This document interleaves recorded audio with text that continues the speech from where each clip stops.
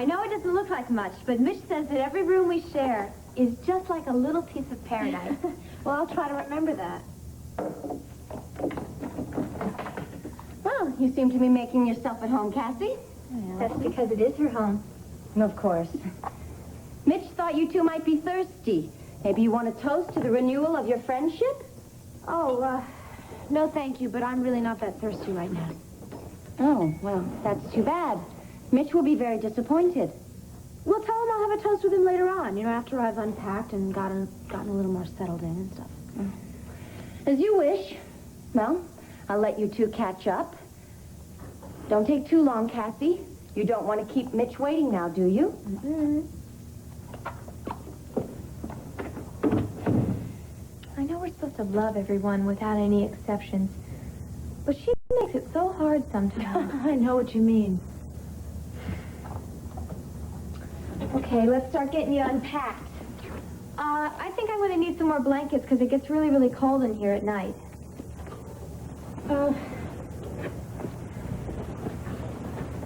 Joy, I hate to complain and everything, but these are down pillows, aren't they? Well, I think so. Is that bad? Well, it is for me because I'm allergic to feathers. So I'd much... do you think they have any foam pillows around here? Oh, I'm sure they do. Probably down in housekeeping. Let me go get you some. Oh, would you mind? Mind. That's second nature at the Lawrence Mission. Oh, thank you. I'll be right back. Okay, take your time. Okay.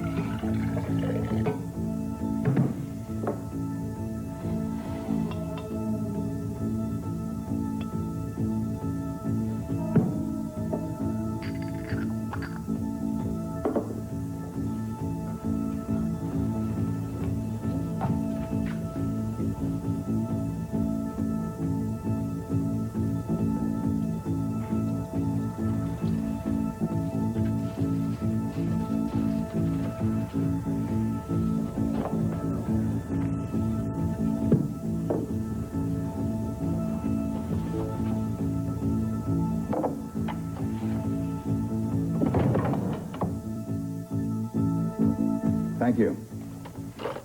Senator Logan gets my vote for re-election. He's willing to help? Twisted a few arms. By the time you're ready to take off, you'll have a special clearance to Vietnam. You just have to wait for the plane to clear. Great. Then our worries can really start. Oh, honey. Paul, will you tell my wife here that once I get over there, I'll have all the protection I need? He's right, Vicky. The leader who sent Bo and his men out is going to meet him at the plane. Oh, wonderful, Asa. In view of what happened to Bo, that is hardly reassuring. She's right, Clint. Bo wouldn't want you to take any unnecessary risks. Neither do I. Didi, you've got the word of a confirmed coward. I'll keep my head down at all times. Not just your head, your whole body. I want you back in one piece. I couldn't agree with you more. Fine. Ace, I think we better be going eating some time to themselves. Pam's right, and I want to get home and stay by the phone. We get some more details about the search. I'll be in touch with you before I get on the plane. Oh, I want to stop by the house before I leave and say goodbye to Kevin and Joy. Asa, isn't there something you want to say? Oh, my wife doesn't think I'm demonstrative. I kind of keep my feelings to myself. Mm-hmm. I just want you to know, Clint. Yes, Paul? Well, the thing is, what I want to say to you. Go on, just say it. My son, I know, Paul. Me too. Right. There, that wasn't that hard. Come on, let's get going. Let's Okay. go. I'm going.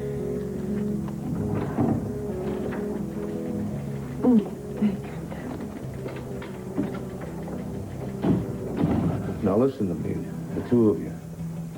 You got my solemn word. I'm coming back. And I'm coming back with good news of Bo.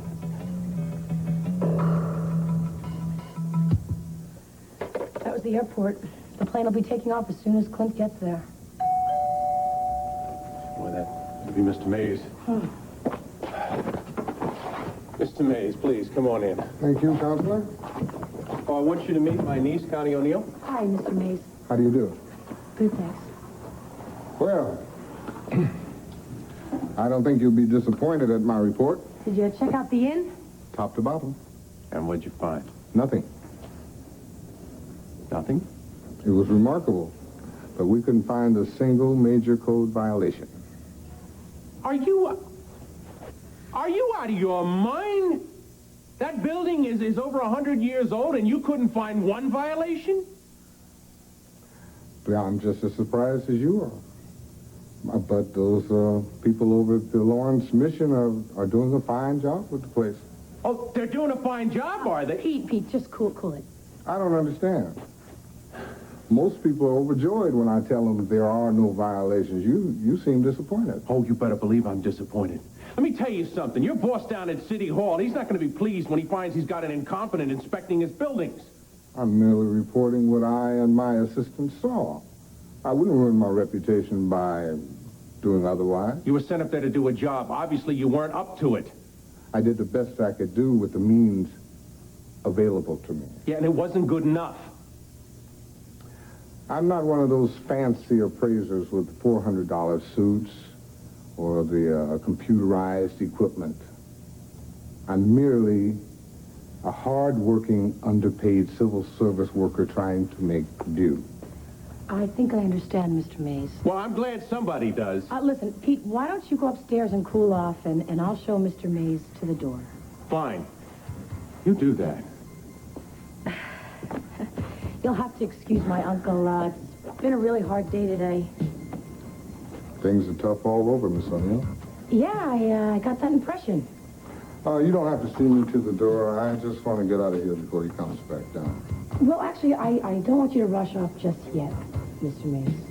But you heard what your uncle said. Yeah, but I heard what you said, too, and I think you and I are speaking the same language. So, are you interested, Mr. Mays? Okie dokie. Oh, here you go. Hey, you'll be able to rest well tonight. Listen, Joy, thank you. If there's anything that I can do for you, just let me know. You all have right? already done it just by moving here. Oh. You don't know how much that means to me, Kathy. Oh, you don't know how much it means to me either. Oh, that's what we like to see. A show of mutual love and fellowship. It wasn't a show, Allison. Kathy and I have been friends for a long time and will always be friends. Well, then you are truly blessed, aren't you? Huh, and you drank your tea. Good. Mitch will be very pleased with that. Now, he wants you to hurry up so that I think...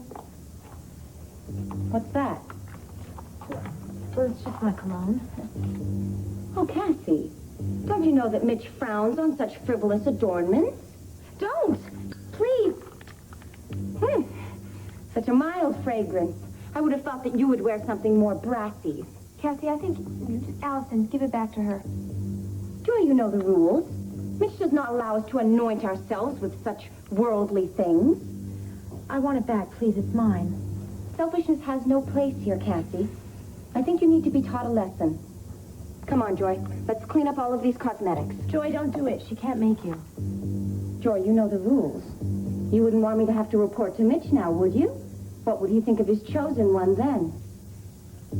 I'm sorry, Cassie. Rules are rules. You could learn a lot from Joy, Cassie.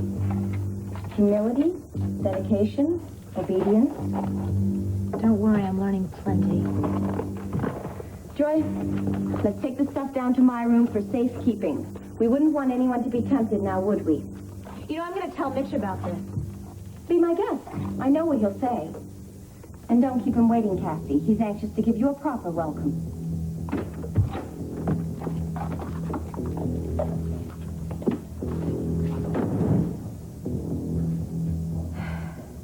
Now, don't make me ask again.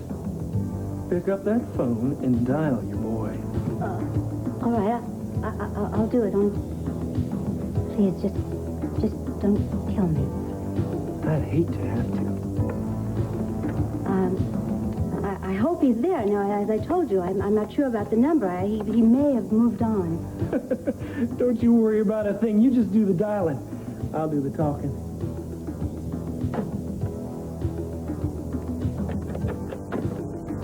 Wait a minute. That ain't long distance. Help! Police! Help! Now, what the hell are you trying to pull? You just had to get brilliant, didn't you? Now I know where Cord gets it from, huh? Speaking of Cord, this thing's gonna come in real handy. All right. You had to make one phone call, and then you had to get cute, huh? That's gonna cost you, Miss Roberts. That's gonna cost you dearly.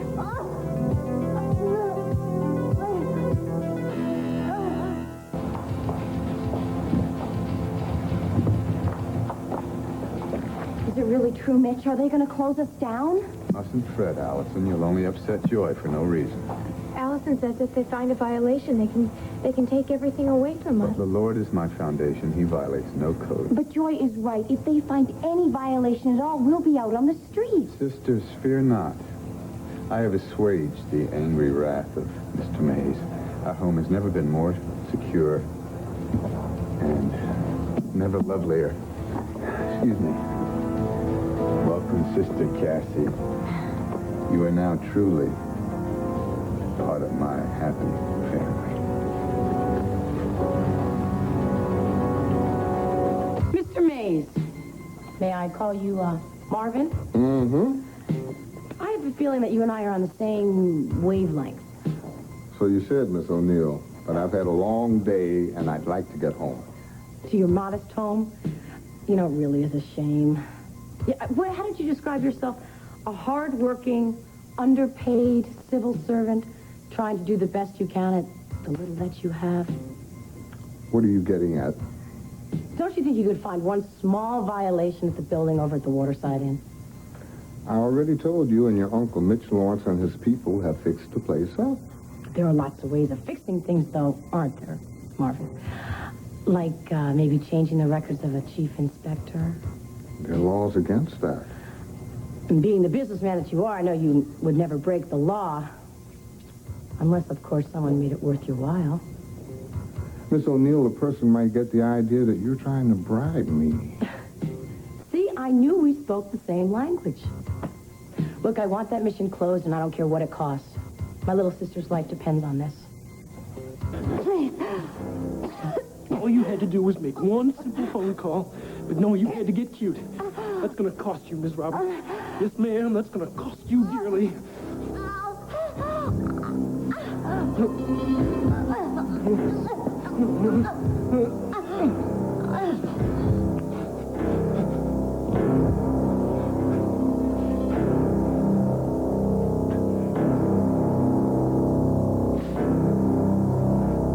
Ellen, would you go home? Now, you put in a longer day than anybody. I have to take care of a few things. Looks like we're both putting in some late hours tonight. Kind of makes you wonder what Tina's up to, don't it? Well, right now, I'm wondering what you're still doing here. Well, I got no place better to be. Besides, I told Asa that I would take care of looking at some of these photos for that Sunday feature. How about you, Richard? I mean, I know you got someplace better to be. You heard about Clint's brother, didn't you? Yeah. Yeah, he's missing over in Vietnam. What was his name, Bo? Man, that's a real shame. Yeah, it is. Anyway, I'm taking over Clint's duties as editor-in-chief until he comes back. Yeah, I tell you, that family is really something else. I mean, if one of them gets into trouble, the whole clan comes running to the rescue. Must feel really special to be part of that. Well, whether you're born into the family or you marry into them, the Buchanans have a way of making you feel you belong. Well, they make you feel that way, do they? Well, Vicky is my cousin, so I had a head start. But yeah, I guess they have. You know, Cord, there's something else about the Buchanans. Something just as special as their sense of family. Well, I guess you're going to be a real expert in that, huh? You and Tina. The Buchanans don't live in the past, Cord. They look to the future, and they try to make the most of it. Well, I guess you're going to fit right in then, huh? Because you always make the most of every circumstance that you come across, right? Cord, don't let the past keep eating at you and ruining your chance for the future. Not to mention Tina's. I thought we agreed that as long as we were working here together, there was one subject that was off limits. Oh, come on, Cord. Tina's more than a subject of conversation. She's going to be my wife. And you will not let me forget that, will you? Not if you keep after her. Look, Cord, Tina's too kind to tell you to leave her alone, so I have to protect her the best way that I can. Oh, protect her. From who? From me? Listen, pal, I have never hurt her. Not yet. Not ever. Look, I don't even have to justify myself to you. Look, Cord, I'm trying to tell you for your own good. Save it, Richard, all right? Maybe Tina will let you run her life, but you're not going to run mine. Now, I will do what I want, and I will feel the way I want. I don't give a damn what you want. I don't blame you for loving her, Cord, but at least I let you know where I stand. Maybe it's time I let Mitch Lawrence know the same thing.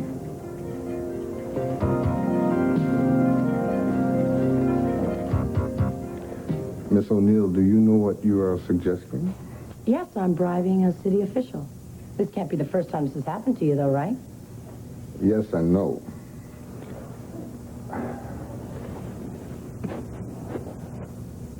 I'm often offered money to overlook a violation, but no one has ever offered me money to create one and close a place down. Yes, but by closing down the inn, you're only thinking of the public's best interest. Mitch Lawrence wouldn't agree with that assessment.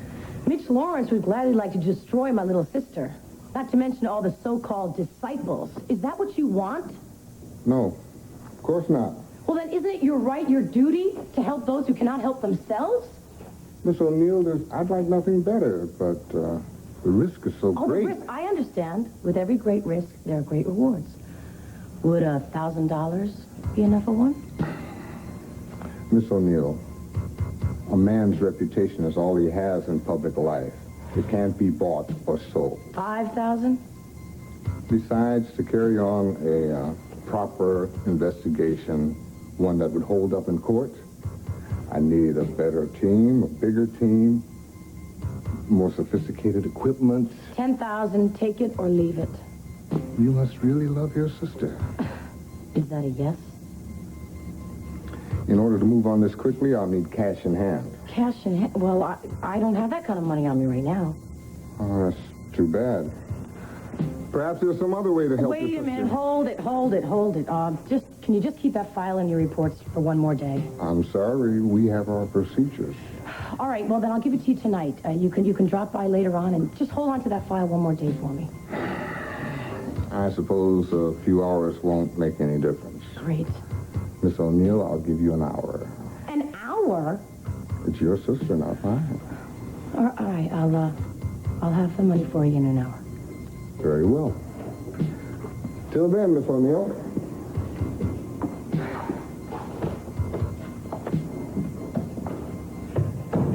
So genius, you've got 60 minutes to come up with $10,000. Where am I going to get that kind of money? I'll get it. Hello? So, this is how you keep a hot date, huh? Oh, Brad, I forgot. Yeah, no kidding. The first race started over an hour ago, and the champagne I ordered is already flat.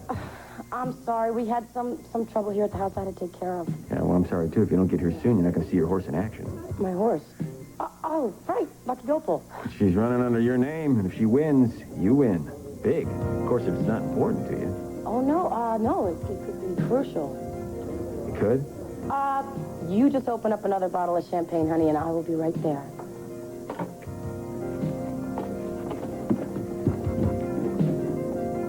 It's a sign, Cassie.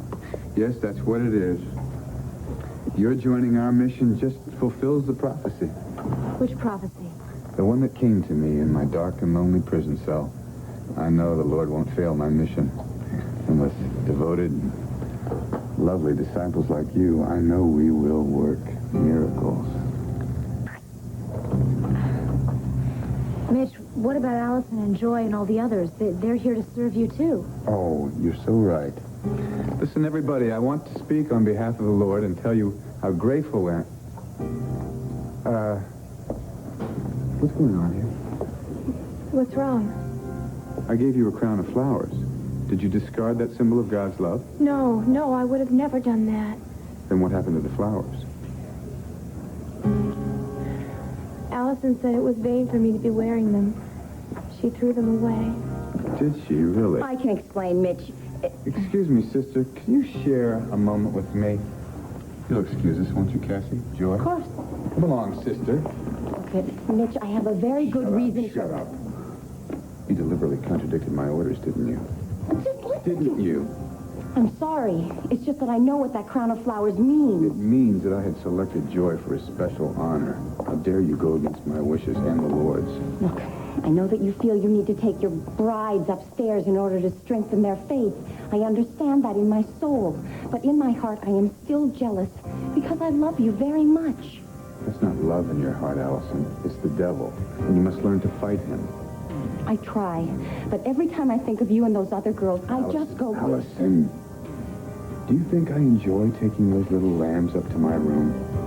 Do you think I derive pleasure from it? Don't you? No. The Lord commands me to initiate those lovely creatures into his mysteries. It means nothing to me in a physical sense. Really, Mitch? It doesn't? Have I ever lied to you? No, never. Oh, I'm so sorry. I will resist letting that devil enter me from now on. That's the spirit. Now, I just wish that you could resist letting Cassie join our mission. I think it's a big mistake, Mitch. I just know it is. Allison, what are you trying to tell me? Has Cassie done something I should know about? Look, he has such a wonderful way with people. He even manages to bring out the best in Allison. She told me to stay away from Mitch. Is she on to me? She took the cologne bottle away from me. Does she know that it's filled with the drugged iced tea? Well, you could have saved us all a lot of time by making that call to court. Well, if you want something done right, you have to do it yourself.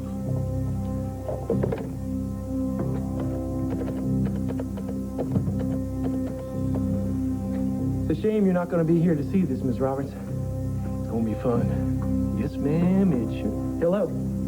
Yes, I'd like to talk to one of your hotshot photographers. One Cord Roberts by name. Oh, he's in the dark room. Well, if you can't disturb him now, maybe you could get him a message, huh? Yeah, tell him to call home. His ma is just dying to talk to him. Yeah, she's just dying. Won't old Cord be surprised? First his daddy, and then his mama.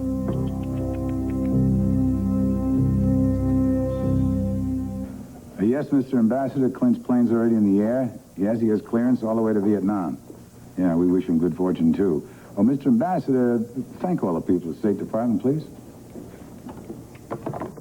So it's true, then? Tina, what the hell? What I mean is, what are you doing here? Richard told me about Bowie. I'm sorry. Is there anything I can do? You've done enough. I mean by stopping by and paying your respects. I know what you're thinking. Do you? Yeah, you're thinking it's going to take an awful lot for me to make the Buchanan family accept me, especially Clint and Vicky. But Pam says you already have accepted me, Asa, have you? Tina... No, I really don't understand why. I really don't get it at all. But then if you've accepted me, well, then eventually the whole Buchanan family will, won't they? Well, it's not very hard to understand. It isn't? No, you're showing mature judgment, common sense by marrying the right man. I happen to love Richard. That's a big help, of course, but just for the sake of arguing, if you happen to be engaged to a fellow who was not right, you and I just might have stayed enemies for the rest of our lives. Well, why is that? Why? Richard has character and patience, and he can straighten you out, help you with the respect that you're so hungry to get. Well, have I won your respect now, Asa? Well, hell, yes, you can say that. Well, I can't tell you how much that means to me. Well, I want you to know I will be on call for Vicky 24 hours a day while Clint's away. I just know she'll be thrilled with that. Yes, and I hope you'll call me as soon as you find out some sort of Information on my two brothers-in-law. Yes, yes, you just bet I will. You know, this is great, Asa. I always knew it could be like this. Family helping family. Bye-bye.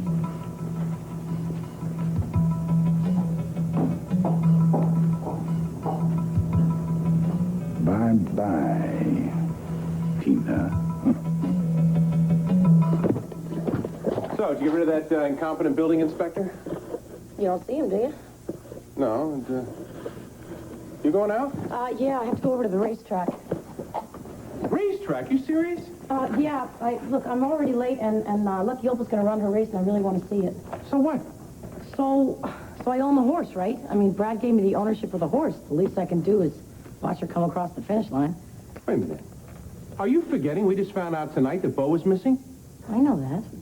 And to top that all off, we struck out with Mr. Mays, so your sister's still at the Waterside Inn. I don't have to be reminded of that. Well, somebody should remind you this family's falling to pieces, and you're going off to play the ponies? I have to. Look, I have to do something to keep myself from getting totally depressed. I mean, life goes on, and I have to keep my spirits up. What about Dee Dee's spirits? What about my spirits, huh? I'm beginning to think that Cassie feels more about your sister than you do. Now what? I'm gonna call Cassie. See if she's at home, see if she's talked to Joy.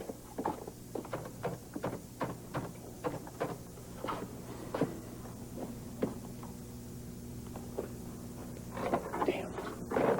Well? Got her answering machine.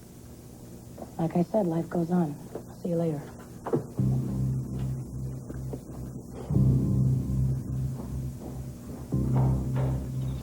Don't toss the first stone and then start running, sister. You said I was making a mistake by allowing Cassie to join the mission. Why?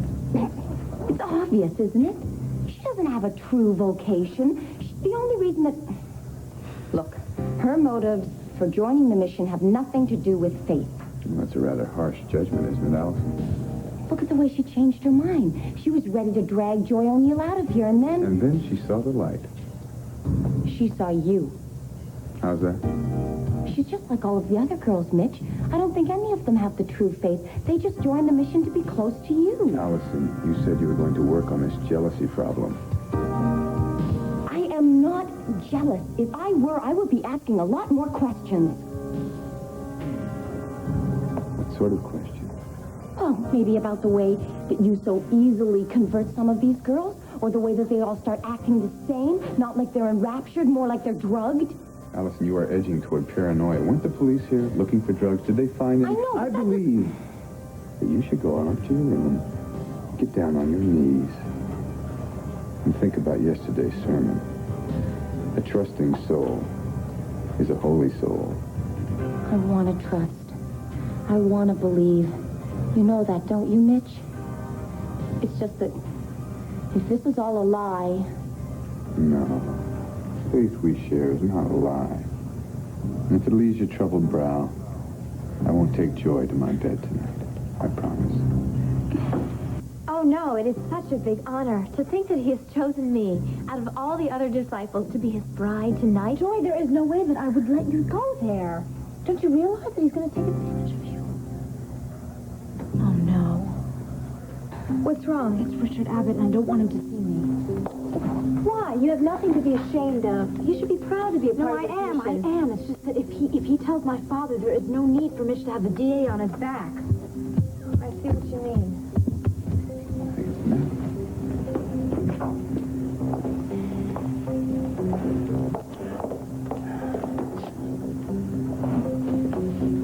Brother Lawrence, got a minute? Well, I know you. You're the gentleman who threatened me at the Vernon Inn when I first came back to town. Well, that was mild compared to what I have to say now. We're going to have a heart-to-heart talk, brother, about Tina.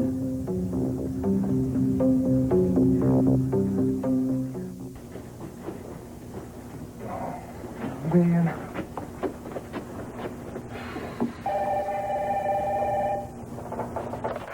Clint Buchanan's office. Yeah, hi, Agnes. How you doing? Message from home, huh? Yeah. Well, thanks a lot. I'll call her right away.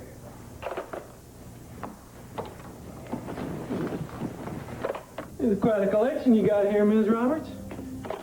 Yeah, I sure do love turquoise. Well, seeing as how you won't be needing this anymore.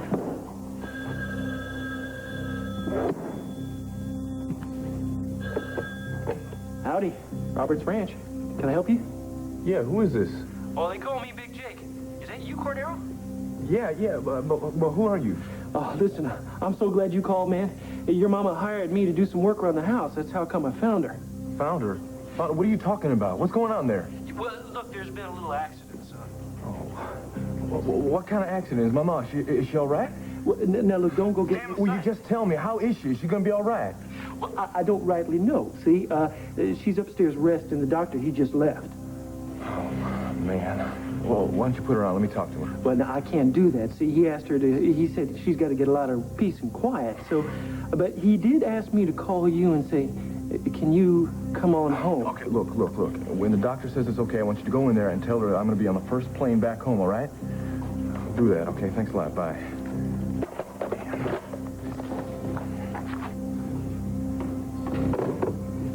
That's a good boy. You come on home. Are you always so fearsome, Mr. Abbott? Only when I see the fear that you cause in people that I care about. Oh, those people would include Tina, I take it. I told you once. If you so much as look at her the wrong way. Yes, I remember. How did you so quaintly say it? You would put me away. Oh, that was no idle threat. It's taken Tina months to get over the damage that you've done to her. Well, what Tina suffered, she brought upon herself. I hope she told you how willingly she confided. I don't give a damn about your version of the story. Now, if 12 jurors thought you belonged in prison, that's good enough for me. Well, there were once 12 apostles, too, you know. Do you know what their message was? Forgive and begin again. Oh, you expect Tina to forgive you? Oh, I ask nothing of Tina. I just want you to know that I harbor no vengeance in my heart where she's concerned. Well, she seems to think otherwise. Well, if you know Tina as well as I'm sure you must, you know that she has quite a vivid imagination. It can be very charming, but it can also be her undoing. Yes? She's not wrong about you. Oh, my. Richard, may I call you Richard? I'm told that you're a very fair man. All I ask is that you judge me by what I do and not by what others say I've done. Mitch, we know what you've done. Oh, my crimes, public record. Well, you were at the Vernon Inn when I got down on my knees before Joy O'Neill and acknowledged them all. Yeah, I caught your act. That was an act, you're right. A performance, if you like. But then, there's a bit of the performer in many preachers. Our Savior had a flair for the dramatic at the wedding at Cana. But an act is not a lie, Richard. I want you to know the total truth, that I'm a new man, and I hold nothing against Tina. You sound very convincing, Mr. Lawrence. Well, as I say, judge me by my deeds, not by my words. You can count on it. I'm glad we had this little talk, Richard. Peace be with you. Joy. Yes, Mitch? Where's Cassie? She was here a moment ago. Oh, she was afraid to see Richard. Oh? Yes, she thought he might tell her father and the DA's office might give you a hard time. No, wasn't that thoughtful of her. But then I have two such devoted and loyal followers. If only everyone shared your faith. One lady in particular. I think I'll go pay her a visitation right now. Oh, here, take her some unsold flowers. Might help to cheer the poor lady up. And a child shall lead them. Bless you, Joy. Excuse me.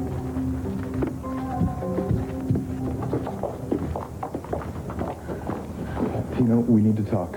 Cord, we don't have anything to talk about. This is important, Tina. Now, I need to say something to you, and I'm sure that you would like for it to be in private. There isn't any privacy here, and we can't go up to my room because people might talk. Well, look, you're not leaving me much choice here. We're going to have to discuss this right here in the lobby, then. Cord, we don't have anything to discuss here or anywhere Tina, else. if you want people to talk, I will give them something to talk about right here and now. Now, I need to talk to you, and I don't care who knows about it. Well, I do. Oh, all right, we'll talk, but make it brief, okay? Yeah, it will be. Tina, I need to leave town for a while. Leave? Yeah. My mom's had some kind of an accident, and I need to get back home. Cord, I'm sorry. Is she all right? I don't know. There aren't many details available. That's why I need to leave as soon as I can. Tonight? Well, unfortunately, the earliest possible flight to El Paso is tomorrow morning. Tina, I just wanted you to know what happened, in case you look around and you notice that I'm not here for a while. Oh, believe me, Cord. I've noticed.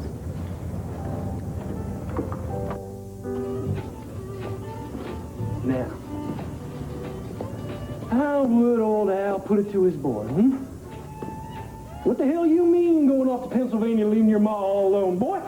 I'm gonna rise up out of the grave and kick you to hell and back.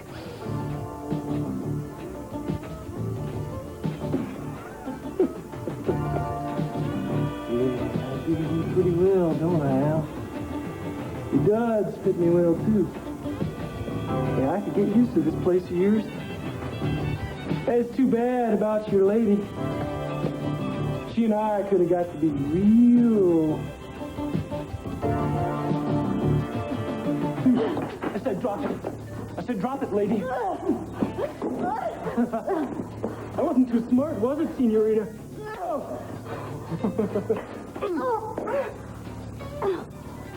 I'm gonna fix you up so you can't play no more games with nobody ever again.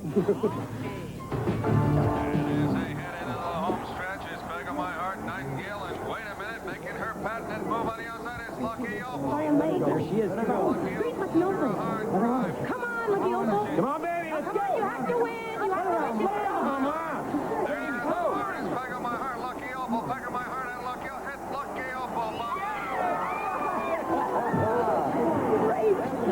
Congratulations, Mr. Vernon. Your horse ran a wonderful race. Well, she wouldn't have been in the race unless she ran under your name, which entitles you to the winnings, and that should be about $12,000. $12,000? Oh, I couldn't take that from you. But it does make it a little easier for me to ask you a small favor. I know that seductive smile. What do you want? Could I have $10,000 as a loan? For what? Well, you can't really ask me any questions about this, honey. You're just going to have to trust me, okay? Yeah, when you put it that way, what choice do I have? You're the greatest. Yeah, flattery will get you another $2,000. No time for that. We got to go. Come on. So, you don't call me? Well, it's not that, Wanda. Well, listen, you could have had Pamela or Vicky call me. I heard about it over the radio. But, honey, it happened so fast. I mean, we got that in for the telegram about Bo, and then Clint had to get clearance to Vietnam. Asa, I am not upset that you didn't call me to tell me. I'm upset because I wasn't here to help. Well, I just wish there was some way you could help, Wanda. Well, I got a big shoulder for you to lean on. I know that. I've leaned on it plenty of times. Well, let's stick together, huh? You, me, the whole darn family. That's it. Keep this family in one piece without outsiders trying to force their way in. Well, I hope your mother's all right, and I hope you have a safe flight. Whoa, I'm not finished yet, girl. Look, I have to go, Cord. Tina, wait. Let me tell you something. Now, I'm going to check up on my ma and make sure she's all right, but then I'm coming back. For you.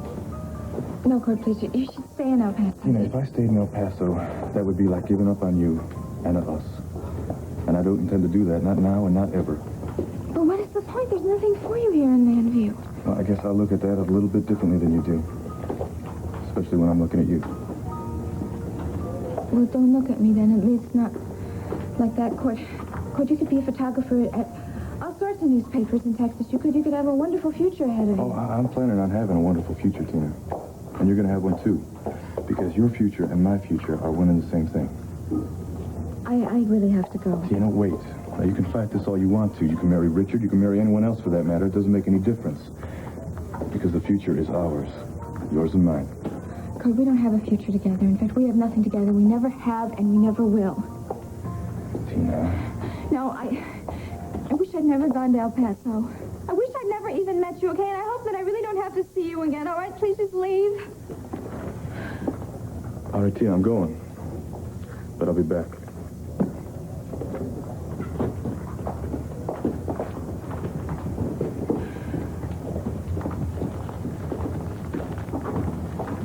May I use your burden, sisters?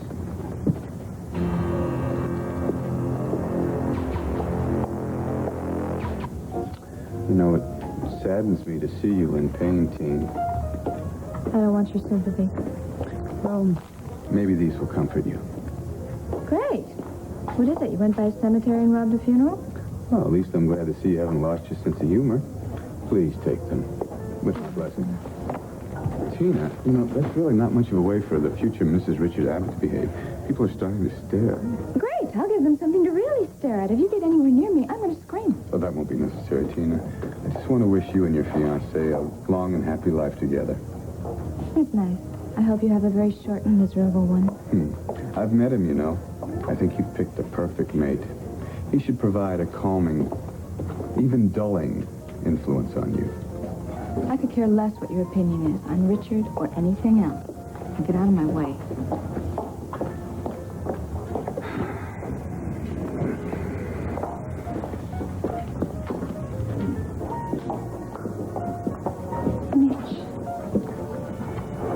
Mitch, would you please forgive me? Well, it is in my nature to be forgiving, Teen. Does that mean that you take me back? Well... Oh, no, listen to me, please. See, Richard is not the man for me. And Cord isn't the right man for me. I was so silly to think that anybody could ever take your place in my heart and in my bed. Oh, Mitch. Mitch, it's you that I love. Even though you know Cord is Clint Buchanan's son? Oh, I don't care about any of that. Because you are the wealthiest, most powerful man in Landview. And you certainly are the sexiest. Tina, one thing you must understand. Now, of course, I will take you back. But you blew it, sweetheart. You're not going to be able to have me all to yourself. You're going to have to share me with the others now. I don't care. I just don't care. See, I want you, Mitch. Any way I can have it.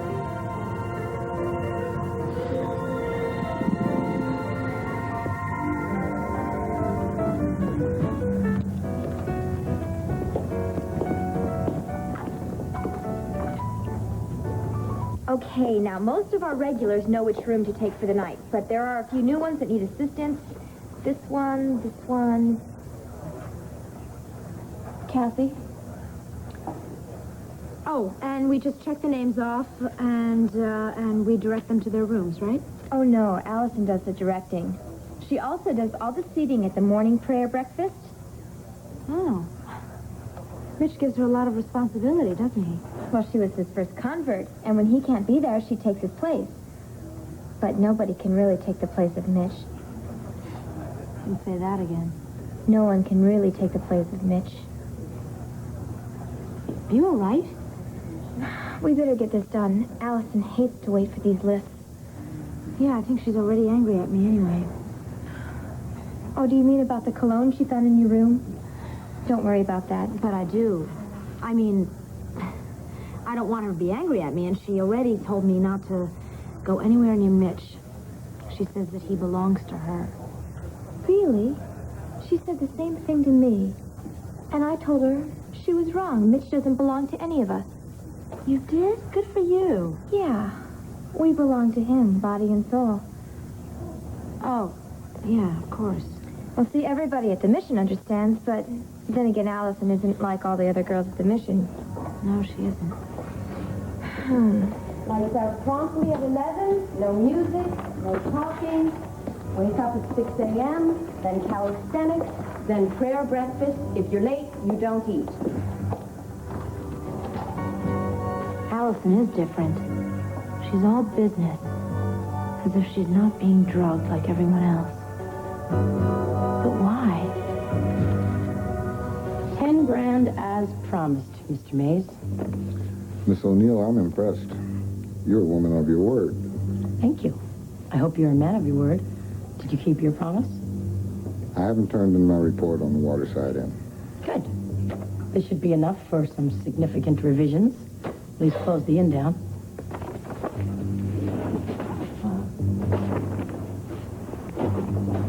Connie, you're back.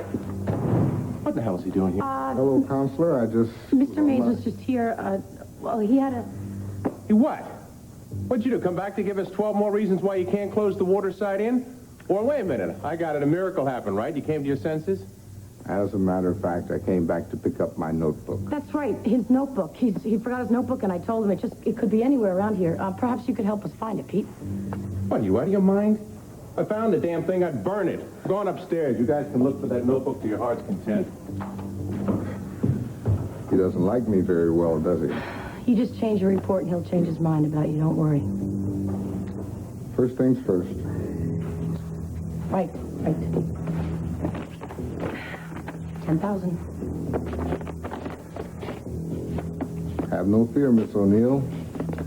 Your consulting fee will be well taken care of.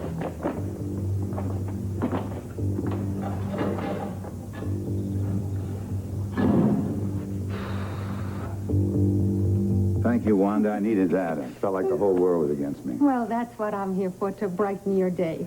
It's nighttime, Wanda. Oh, well, and then in that case, you're on your own. Oh, I'm sorry. I didn't know you had company. Next time you call first, boy. You see I'm busy. No, don't be silly. I'm going right now anyway. But you could introduce us. I'm Wanda Wolek of Wanda the Diner Wolek. Nice to meet you, ma'am. Cord Roberts. Oh, you're the young man that Clint and Vicky are so crazy about. Oh, well, they didn't do you justice. Well, thank you, ma'am. Maybe I better be going. No. You stay. I will go and you stay. Wanda. And you will listen. Obviously, the young man has a bit of a problem. And you drop by the diner anytime you like. Well, thank you kindly, ma'am. I will. And you don't bark at him, because if you do, you have to answer to me. Bye-bye. Nice meeting you. I didn't mean to bark at your court. I just didn't have one of my great nights. Yeah, I know. I heard about Clint having to take off and go find his brother. I'm real sorry about that, sir. And as a matter of fact, I think I need to be taken off myself for El Paso. What do you mean? You're going down there for good? I mean, I think it's a good idea, son. I don't know how long I'm going to have to stay. I guess there's been some kind of an accident with my ma. I need to check it up. Accident? God, that's a shame. Is she... Well, I don't know how she is. That's why I need to go. And I would appreciate it if you could talk to Vicky and everybody else at the Banner and just tell them I needed to leave right away. Oh, don't you worry about that. I mean, you stay down as long as you need. Your mama comes first. Well, thank you, sir. Now, I could be a while. Yes, that could be a definite possibility. If you need to find another photographer to replace me, well, I'll understand. Well, I'll just talk to Vicky or Richard, but, hey, you get down to Texas where you belong. Thank you, sir. Oh, one thing. You need anything from up here, you holler, here? Well, great. Thanks again. Okay. Thanks.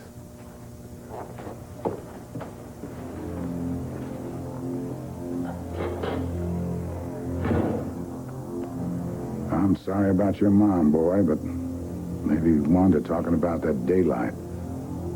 Maybe it's finally peeking in. Some people think they're so much better than other people. Well, it ain't things that make you better. Fancy things and clothes. It's character. That's what matters in life. Now, that judge, he said I was antisocial. Can you believe that? Now, I have never been against a good time in my life. Why, if I find a nice... Oh, you're at it again, are you? Oh. Now, look. Bad enough old Cord is going to come home to find his house ruined. You want him to find his ma ruined, too? Huh? Do you?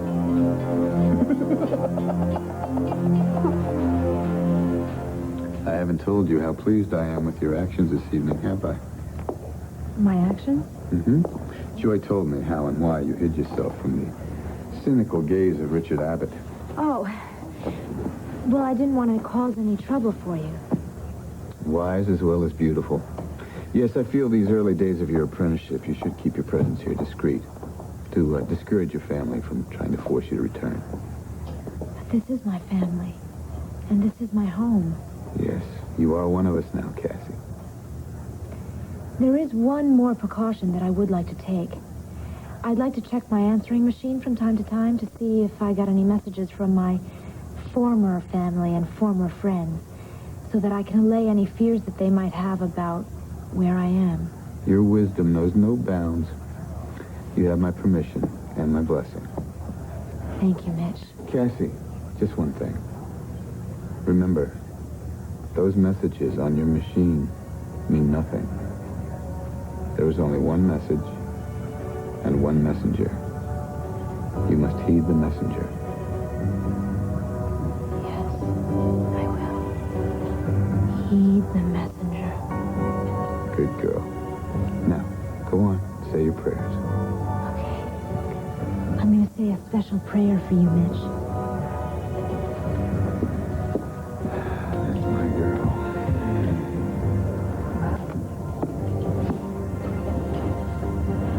Brother Lawrence. Mr. Mays. And how did you fare this evening? Better than expected. You were right, brother. There was one of the O'Neills willing to part company with some money. How much money? 10 big ones. Ooh, $10,000. It'll make quite a nice contribution to our building fund. We did say 60-40, didn't we? I never tied for more than 50%, brother.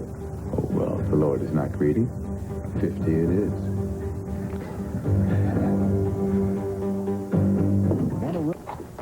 Tina, good morning. Hi, Vicki. It's good to see you. Come on in.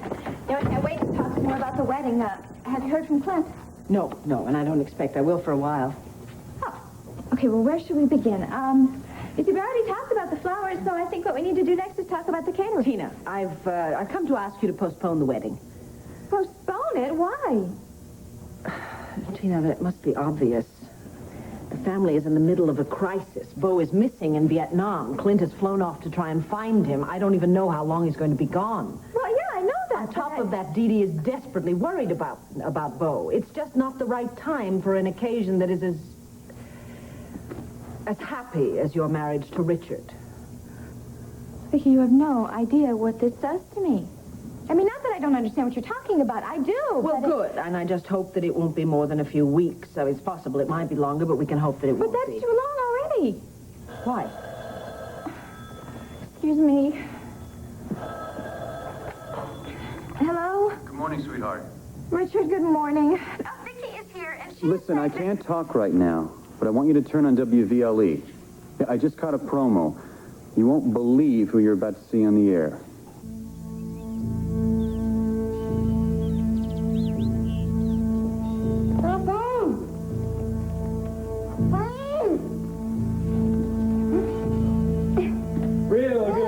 Maria. I'd offer you some, but you know, it's hard to drink with a gag on.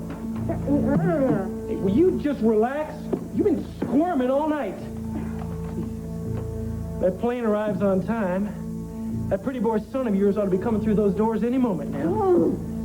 Yeah, if I were you, I'd just close your eyes. That way you don't have to see me kill your boy.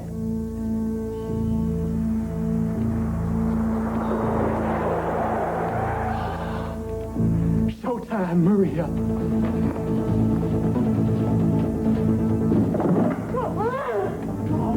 What the hell is this? Come on. Welcome home, Cordero. All right, everybody, gather around the TV. It's time. Come on. Now, remember, be quiet.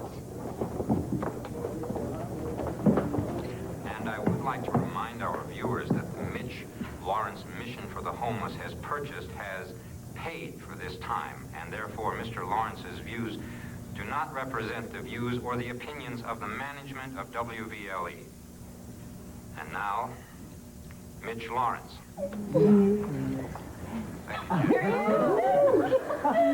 Good morning to all you fine folks on the eastern seaboard. Oh, doesn't he I am handsome? Mitch, the messenger And of Reverend, God, too, of course. converted to his gospel from a dismal, dank prison cell and sent back to Landview, Pennsylvania to make up for my prior sins by clothing the unclothed, feeding the hungry, housing the homeless. And I have already reached some 200 needy people. Can you imagine that in only a I'm few gonna drink so much tea, I better take the antidote. Yet I am in despair. 200 is only the beginning. And there are so many unfortunate good people out there who need my help. I know exactly exactly what you're thinking, because I used to be one of you. Did I give a damn about my brothers and sisters? Not at all. Did I realize there but for the grace of God Go I? Certainly not. Would I listen to a preacher on TV and respond by sending $50 or $100 to the cause? Are you kidding? I needed that money, family folks. is seeing this. It wasn't Doesn't long change before I anything. found Will that you two earning please be money quiet and wasn't listen enough. to Mitch? A prison was the best thing that ever happened to me, because it was behind bars where I was forced to face the truth about my own evil and learn that God's forgiveness can be granted to even the worst of us. That he can cleanse our souls and make us pure again. Dee Dee wanted me to thank you for the breakfast invitation, but she wants to be alone. Still depressed, huh? Well, she's emotionally drained from the shock. She hadn't heard from Bo in months. Didn't it occur to her? Oh, I know it did, but seeing the telegram and then hearing that he's missing. Yeah. I guess to think it is one thing, but to have it confirmed is another. So, are we still going? I don't think I better. She might want to talk to me. Besides, maybe I'll hear some news about the Waterside Inn being closed down and Joy will come home. Yeah, and what do you base that optimism? Mitch Lawrence is on TV. What? I turned it on in the kitchen and almost knocked me over. Rejection has accompanied my pronouncement of conversion to this worthy cause. In this That's town what you where so said, many were jerk-face. affected by my greed, my evil, I've found it hard to publicize my cause. There seems to be a conspiracy to keep my good deeds out of the media. The same media that made millions of dollars publicizing my sins. No, folks, I'm afraid goodness and charity is not profitable. Which is why I had to buy airtime today.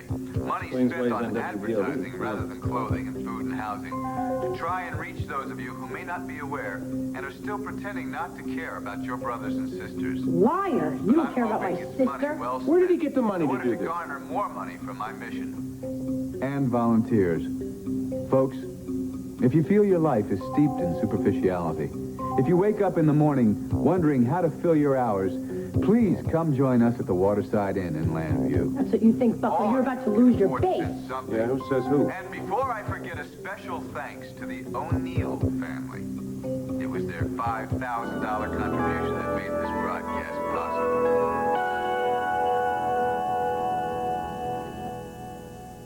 Now, I'm depending on you O'Neill people more than me No, we must this have heard him wrong. $5,000 broadcast by your contributions. And don't say I'll do it later, because you know you won't. Do it now. Send a check for whatever you can afford. Only you and God know honestly what that amount should be. But I can promise you this. When you look in the mirror, you'll like what you see a whole lot better. Oh, The I Lord can't will take this. I smile can't as stand do to watch upon this each and anymore. every one of you. Can you actually believe people are actually going to believe him? They're going to send him money. They're going to go see him. And how much is he going to get away with? How far is he going to take this? Well, it's horrifying to think that he could take it just as far as he wants to. Well, why can't he be stopped? Tina, he is legitimately providing services, and he's keeping his books straight. Yeah, but pretty soon he's going to think he can get away with anything, and then he'll do something wrong. Probably he will. In the meantime, I really wish that someone could prove that he's drugging those disciples. Vicky, he doesn't have to use drugs. Even on Joy? Well, look how he got me hooked. He didn't use drugs on me, and Joy's even more naive than I was. It's amazing. Just seeing him on the screen, and I'm shaking. Where on earth did Joy O'Neill get $5,000 from? Surely none of the other O'Neills would give him a penny. Yeah. Look, why don't we just stop talking about Mitch the messenger, all right, and get back to my wedding. The wedding I will not postpone. Oh, Tina, honey, I've already explained to you with all the pressures and the concerns right now, Landfair is no place for a wedding. Well, fine then. Richard and I will get married in a church, and we'll have the reception in a restaurant. But you don't want people showing up as if it were a wake. Vicky, some people are going to do that anyways. Look, I'm sorry about Bo and Dee Dee, and I'm sorry about Clint, too, but I really don't see why my life has to be put on hold because of it. What on earth is the big rush? Because I want us to be happy. And because of Mitch. I mean, you saw him, and you've heard him before. He threatened to take vengeance against me. And believe me, if he finds a chance, he's going to do anything he can to stop this wedding. What's he going to do? I don't know. I don't know, but he'll think of something. That's why Richard and I have to get married as soon as possible. You know, Tina, I sense there's something a lot different going on here. I don't think it's Mitch. What is it? Are you afraid that you're going to lose Richard? Absolutely not. Then what is the real reason that you are so frantic to get married? Jocko, what the hell are you doing here? I broke out of that stupid jail cord. I was all set to leave town, too. And then I figured, no, not before I come back here and pay you back for what you did to me. You tried to rape a woman, and I stopped you, pal. Anything that's happened, you brought on yourself. Now, you get the hell out of here while I tend to my mama. Because right now, I am ready to kill you. Don't you dare turn your back on me! I'm going to kill you. Come on, get the gun. The gun! Cord behind you.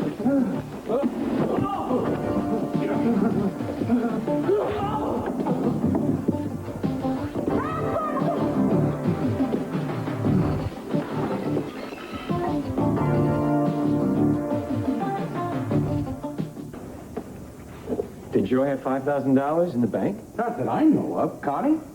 No way. The only money she has is her tuition for college. Well, then why did she get $5,000 to make a donation in our family name? Wait a minute, hold on. You're not the only O'Neill family here in Landview. Maybe Mitch got the money from another family. He just wants the audience to think it's coming from this one. If that's the case, I'm going to demand the WVLE give us time to repudiate the whole thing. You know what? I bet I can sue him for implying that it was this family. No, wait a minute. We're dealing with Mitch Lawrence here, not some nerd. Now, what if Joy did get $5,000 and gave it to him? Doing what? Selling flowers on a street corner? I don't know. Maybe she had a loan from a bank, or God forbid, a loan shark or an individual. I'm going to call it the Waterside Inn. I'll put an end to this. Pete, hold it. I know that Joy had nothing to do with this. At least I'm pretty sure. What do you know about this? Yeah, you have been awfully quiet here. That's because I think that I was double-crossed by that building inspector Mays. What are you talking about? That's why you wanted the $10,000? Yeah. Well, you see, he let me know with so many words that he would accept a bribe. Only I never figured that he'd go as high as $10,000. And then he split it with Mitch? Well, he must have, because the inn hasn't been closed yet, and he's talking about this $5,000 donation from the family. The O'Neill family, this family, what was on your mind? I know, Pete, I know. You don't know nothing, or you wouldn't have done it. Now there's nothing you can do. Well, wait, why don't we nail the building inspector? What, are you nuts? Then they'll arrest you for bribing a city official. Who's going to deny it, anyway? Yeah, I bet Mitch would just love to corroborate the whole story. You know, you're lucky he didn't say Connie O'Neill donated the money. He's got you, and he knows it. It's like she does everybody else, 90% of the time, anyway. Well, now what? I didn't want to make it worse, but I felt like this was our only chance. You should have mentioned it to me when you asked for the $10,000. Or your uncle. You two would have just talked me out of it. I don't know why I'm angry at you. I was the one that tried to beat him half to death in the Vernon Inn. It's Mitch Lawrence. He gets what he wants, every time. Yeah, okay, Mitch still has his power base. Joy is still his mental captive. He's spreading the word across the WVLE airwaves, and we're at $10,000, and it's only 9:15. You got any other help you'd like to offer before noon, my dear? No, I think I'm just going to go upstairs and hide out with Dee Dee. Oh, we don't have to tell Dee Dee about this, do we? I think she's depressed enough today. Yeah. I'm gonna make a few discreet phone calls and see if there isn't a way to nail that building inspector without getting you arrested. I doubt if there is, but I'll give it a try. How angry exactly are you at? Oh, about $5,000 worth. The other $5,000 I'm writing off to your incredible naivete. Well, look, buddy, if I weren't naive, we would never have gotten together in the first place. And then I wouldn't have taken you back. Don't go on the offensive. You don't have a case. Wasn't he wonderful? Oh, it will bring so much money into our mission. And publicity. Even the local papers will have to do a story on them, won't they? Oh, well, I'm sure that Mitch and all of us will be on the national news soon. What's wrong, Cassie? You don't seem to be too enthused about all of this. Sure I am. I guess I was just wondering where Joy got the money that she gave him. It wasn't me. I don't think it was my family either. It must have been another O'Neill. Well, look, I have to run an errand at the hospital. What kind of errand? Something Mitch asked me to do. It's confidential. Now, I'm sure he will be back in a few minutes, but I trust that things will stay calm here. Yeah, sure. We can hold the Lord's fort without you, Allison. Good.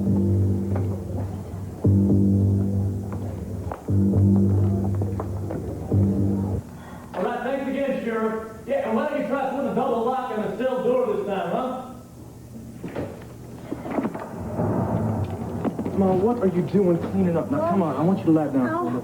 No, I'm okay. I'm just sore from being tied up, that's all. Come on, here, have a seat, all right? How's this cut on your mouth?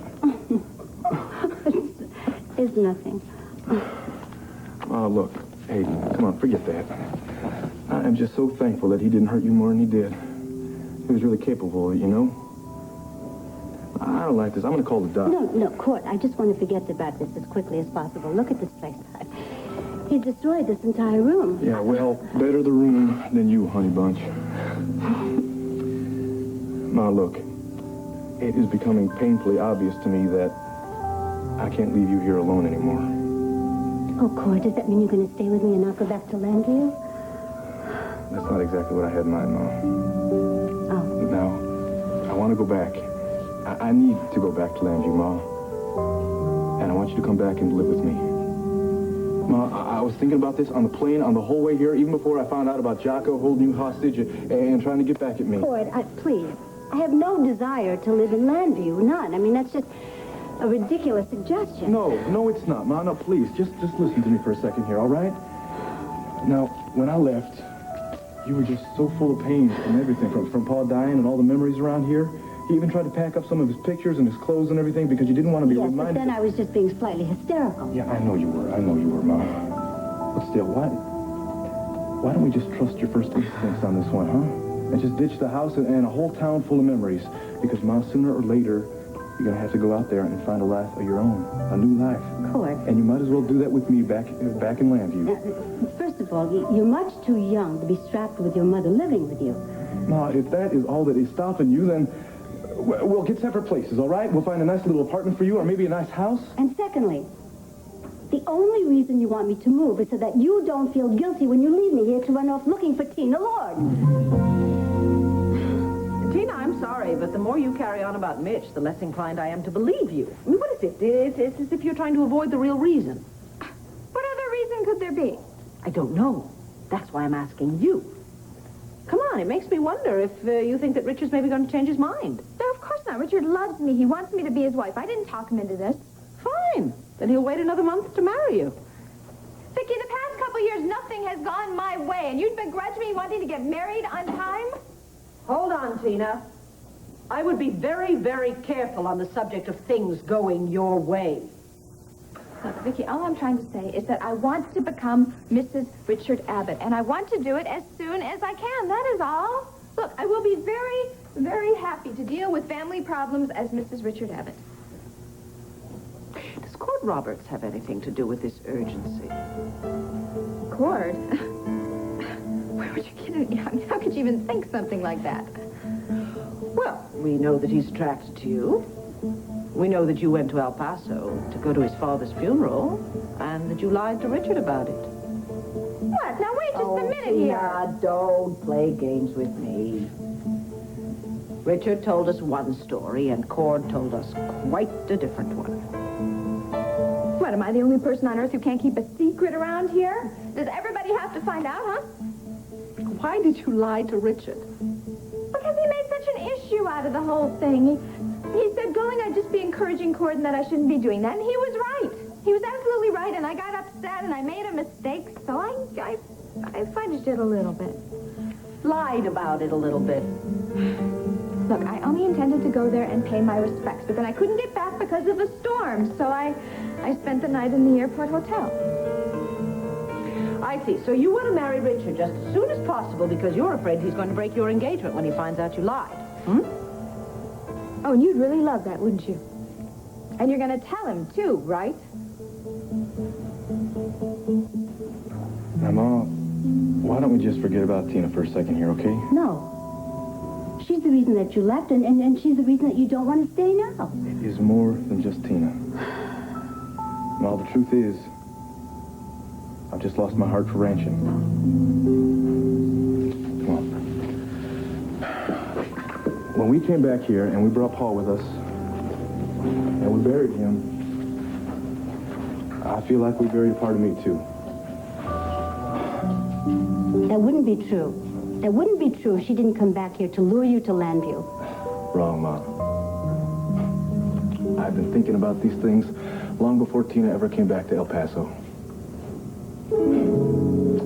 I guess the ranch has always been kind of like holding me back because I knew that someday Paul was going to want me to take over it. You know how much photography has always meant to me.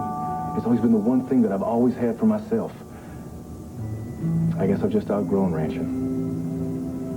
I realized that when I got back to the Banner, and I saw how much I fit in there and how much I belong there. Even if that witch wasn't there. Yeah. Yeah, that's right, Mom. Now, you know I'm telling the truth here. Mom, I can't go out there and follow my dreams knowing that you're back here all on your lonesome. Just waiting to be some kind of an easy victim for any crazy man off the street. So please, Mom. Why don't we just sell the whole thing, the whole ranch and everything, and have the foreman ship our stuff up to us? Oh, good, Fiddle. Mom, Please. there is just nothing here for us anymore. Just nothing, Mom. Hey, you know what we could do? We could take some of the money that we get from selling the ranch, and we could buy that big, fancy Mexican restaurant you and Grandma were always talking about. You remember that? We show people out in Lambview what Mexican food is really all about. I realize that all this stuff is a farthest thing from your mind right now. There's going to come a time, Mom, when we both stop grieving. And you're going to have to find something to do with the rest of your life. Because you've got so many years left, Mom. Maybe. No, you do. You do. And you're going to like it in Lambview. There are a lot of terrific people out there, like the Buchanans. I know that you're going to get to know them and like them every bit as much as I do. Well, the best thing of all is that we're going to be together. And I'm going to be there to take care of you. And you're going to be there to take care of me. Because, Ma, I just love you so much. You know that. So what do you say, huh? Why don't we just sell this whole shooting match and move on to Lambview? I've had my doubts about Richard marrying you, but I wouldn't do anything to deliberately break you up, no. Then you're not going to tell him about my going to the funeral? No, I'm not going to tell him. But you know, that is the kind of a lie, and a very stupid lie at that, that's easily found out, because Cord could very, very simply mention something to Richard. Unless, of course, you asked him to keep quiet about it. Cord doesn't talk to Richard about me, and besides, I'm sure I've discouraged him enough. I don't even think he'll be back. Okay, Tina, it's your life. But I do hope that you will consider delaying the wedding, at least until we can all enjoy it. Well, I'll consider it, but I doubt it. But thank you for offering me landfare, Vicky.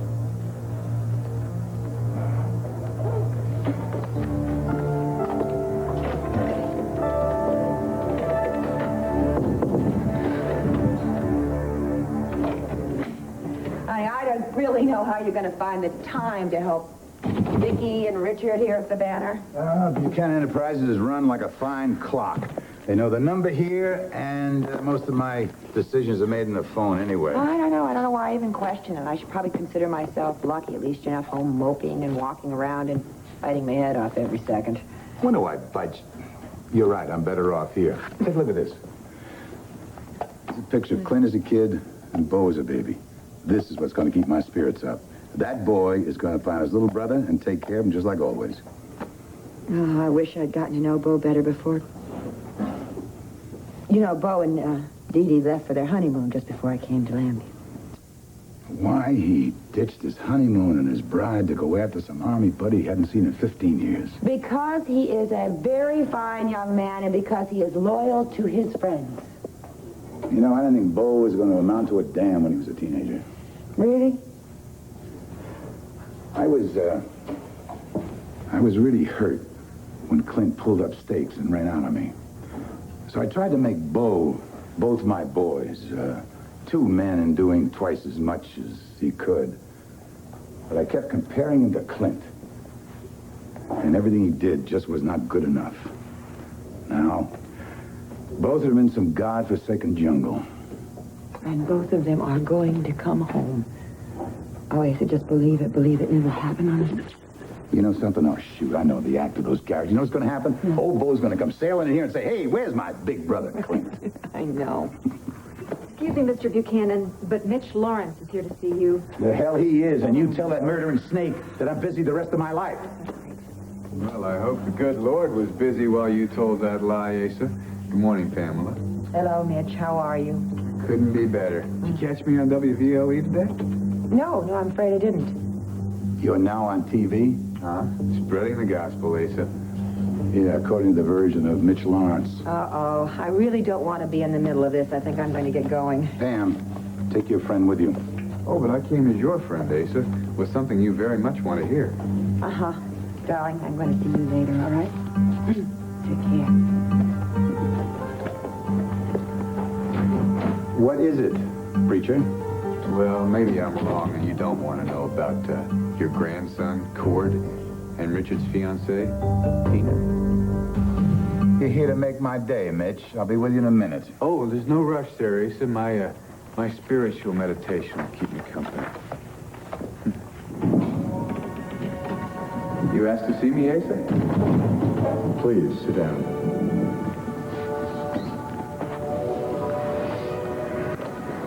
Here. $2 million. What? I can't take it anymore, Mitch. I'm not sleeping at night. I'm drinking all day long. I'm falling apart, waiting for you to make your move. I can't wait any longer. I'm making my move. Take your damn blackmail. Never tell Clint or Tina that Cord is my grandson. I suggest you see a psychiatrist or your own minister for help, Asa. I'm not a blackmailer. I'm a man of God. $3 million? But I wouldn't be able to sleep nights knowing you thought of me as an extortionist now. $4 million. I'll pray for your paranoid soul. $5 million. Take it, I beg you. Mitch, $6 million. Well, actually, $6 million would be a nice contribution to my cause. Go get it. All right, what about Cord and Tina? Fate's an amazing thing, don't you think? I mean, there I was, dropping into the Vernon Inn on a little business. I was meeting with this recently divorced stockbroker's wife. Your favorite kind. And while I was waiting in the lobby, I noticed Cord and Tina sitting across there, so wrapped up in each other they didn't even see me. Ooh, lucky them. Yeah. I got a flash for you, partner. Those two kids are in love. Now, we're not talking just a little chemistry here. I mean L-O-V-E. If you're here to tell me he's in love with her, I already know it. So if you're planning to charge me for the information... Oh, but did you know that she's in love with him and not Richard Abbott? No, that's just the means to a respectable end. Oh, boy, I tell you, I started chuckling. I mean, I had to laugh. Here's Tina. She's making a grab for the big bucks here, right? She's marrying this guy that'll never make her happy. And right in front of her nose is this cowboy she's got the hots for. Except she doesn't even know that he's a billionaire's grandson.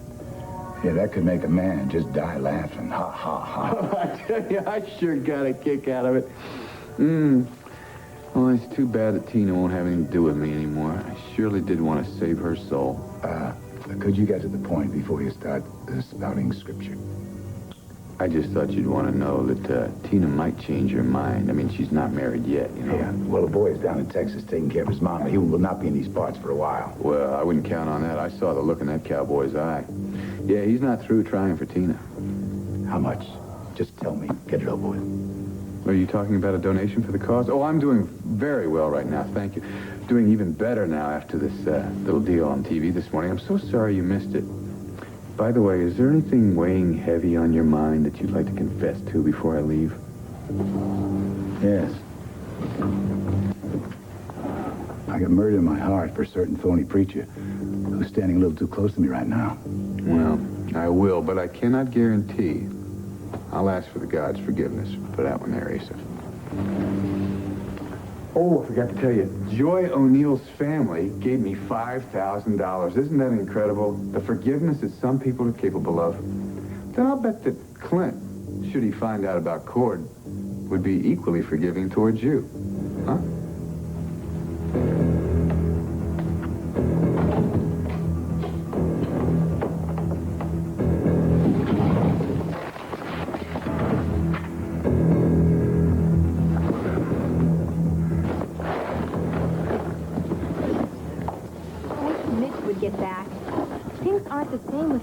here.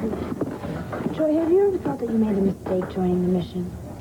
Of course not. How can you even say that? You don't have doubts, do you? I guess I'm just not used to the routine yet. And Allison really hates me. Oh, no, she doesn't. Allison just has a big jealousy problem. She knows that Mitch is here for all of us and that we're to share him equally, but she can't deal with it. Are they lovers? No, of course not. Mitch is a man of God. He's nobody's lover.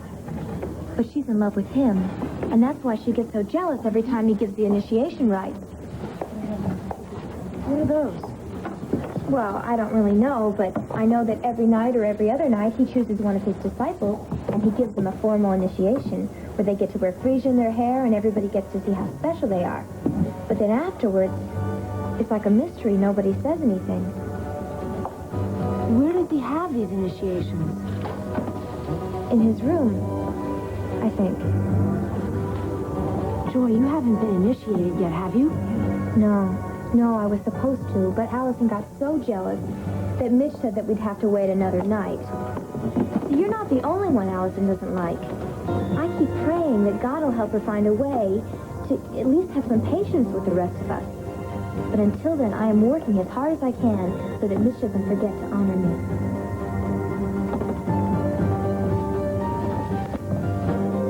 After watching Mitch on television, I'm more convinced than ever that something has to be done about him. I'm open for suggestions. Well, I was hoping that Joy would be able to get out of it on her own, but watching him and seeing him so slimy in his seriousness.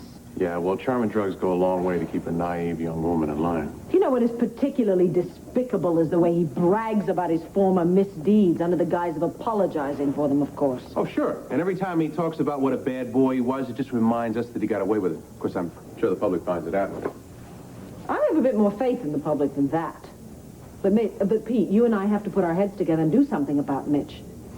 By the way, did Joy really give him $5,000? No. This is very confidential. Connie tried to bribe a building inspector to close down the Waterside Inn. Yeah, the inspector gave Mitch the money. It was probably Mitch's idea to begin with. We can't say anything without getting it slapped right back in our face. Boy, she learned an expensive lesson. Actually, it was Brad's money. Oh, hi, Vicki. Hi. Peter, I might have to go out for a little while. Where are you going? I'm going to the Waterside to get my $5,000 back from Mitch. Or Joy, whichever one will hand over to me first. Just hold on for a minute. Look, you have all gone in there and screamed and yelled and come away with nothing. Now it's my turn.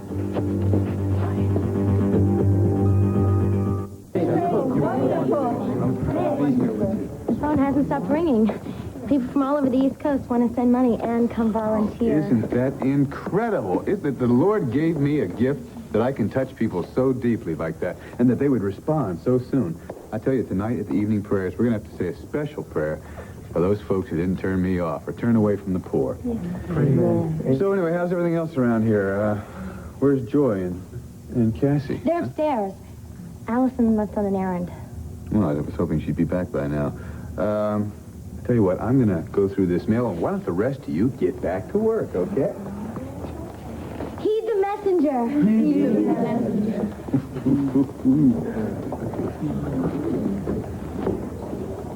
Mitch. Hi. Oh, there you are. How did your go? Well, it wasn't easy at first, but I knew that you were depending on me. I eventually found out that Vicki Buchanan and her baby are in perfect health. There's no complications with the pregnancy whatsoever. Well, isn't that delightful? Oh, and her obstetrician's name is Dr. Mel Balsam. I never heard of him when I was working as a nurse's aide there a few years ago. What is it, you were a nurse's aide and you never told me about that? I didn't know that it was important. It could be very important. You know, if somebody took ill around here or something. Oh, yeah, sure. Mitch, why do you want to know so much about Vicki Buchanan and her baby and who her doctor is? Don't you worry your pretty little head about that, Allison. But, I mean, it just seems so strange. It doesn't bother me. It's just that if you tell me why you're interested, then maybe I could help you.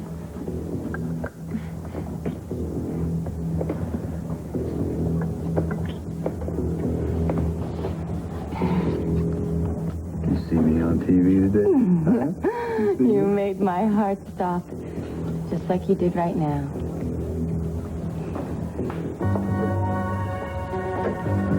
Well, here goes. I better make him believe I'm drugged. Mitch! Mitch, you're back. Cassie, hello.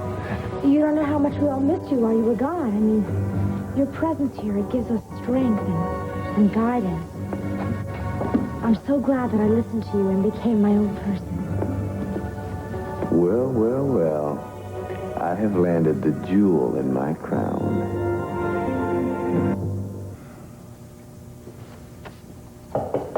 Come in. I'll be with you in a minute.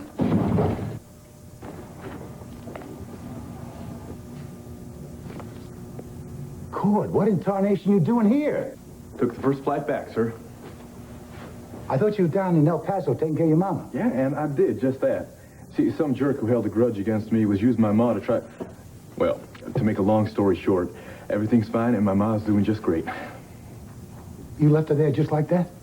Sir, what kind of man do you think I am? See, I'm beginning to wonder, son. See, that's my mama. I don't know where she is, what she's doing every second. That's exactly what I intend to do, sir. I brought her back with me this time to Landview. We're here to stay. Are you okay? Oh, sure. I'm just fine. How could she let you talk her into that? I mean, she's been down in El Paso most of her life. She must love it there. Yeah, well, I'll tell you, it took some doing to convince her. She really wanted to stay. Well, why the hell didn't you let her? Well, sir, for all those reasons that you told me about before.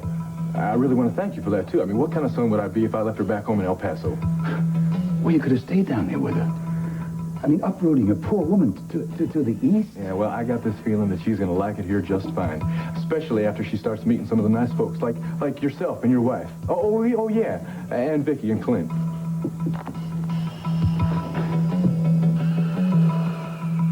Richard, I'm so glad you stopped by.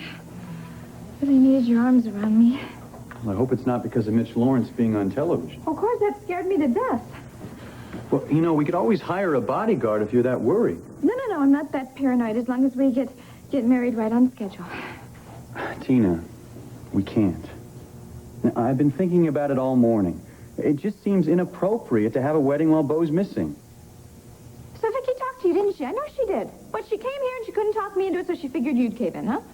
I haven't talked to Vicky all morning. Yeah, well, she already talked to me, and the answer is no, and it still is. Look, I knew you'd act this way at first, but if you really think about it, I mean, if we really talk about it, I'm sure Richard, don't you see? It is happening just like I said it would happen. That something would come along, and Tina, sure this enough... has nothing to do with Mitch. Yeah, but it's still fate getting in my way, in our way. Look, and I said something would occur, something would happen to keep us apart, and sure enough, something did. And you know, what's really going to happen here is months are going to go by, and the same thing's going to happen. For you, Miss Lard. Oh. Thank you. Thank you.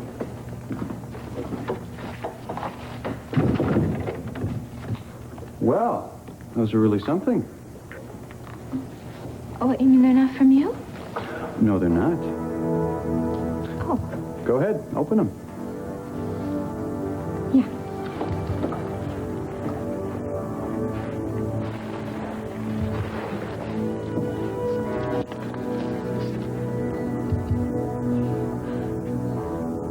Dean, just a little engagement present from a past and ever-present admirer. Yours in God, Mitch. It's from Mitch. He's sending these to me because he has a plan. And he's letting me know about it now.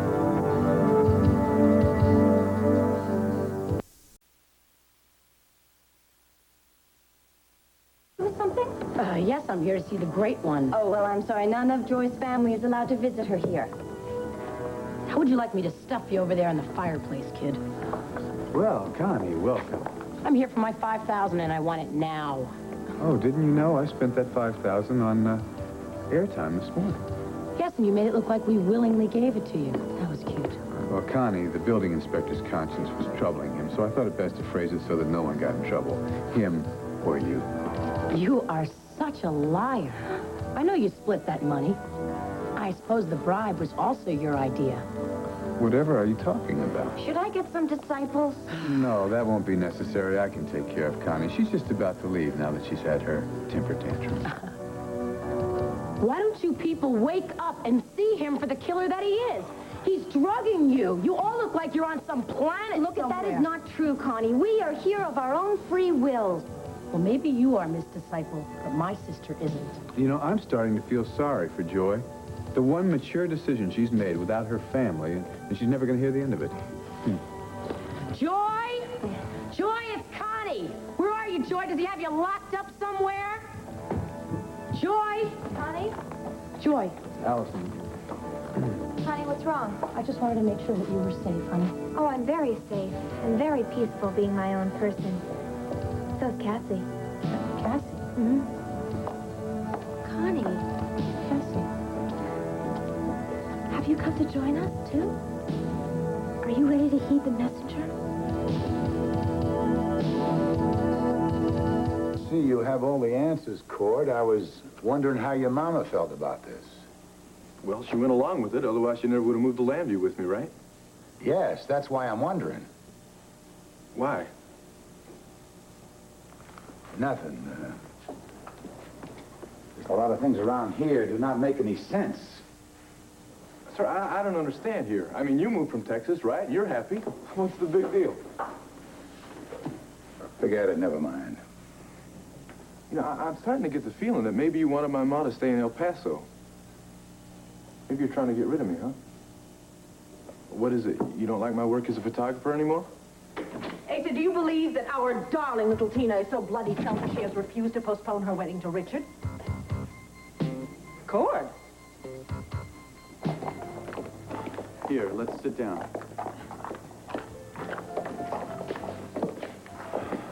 Dan. Yes, sir. Miss Lloyd would like a drink, please.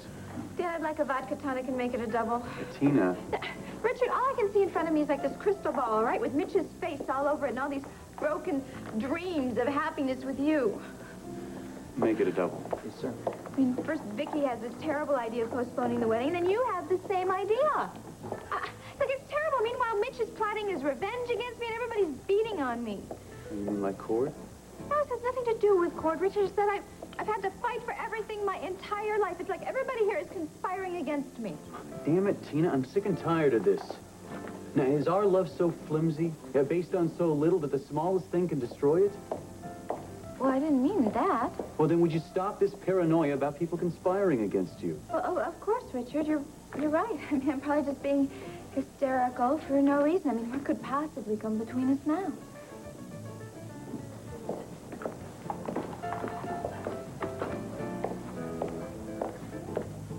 Cassie, you become one of Mitch's disciples? This is going to be harder than convincing Mitch. Yes, Connie. I, too, have found the path to righteousness through Mitch. Now, don't you feel better, Connie, knowing that your sister's best friend has joined my flock? I mean, it must assure you that I'm sincere if both Joy and Cassie believe in me.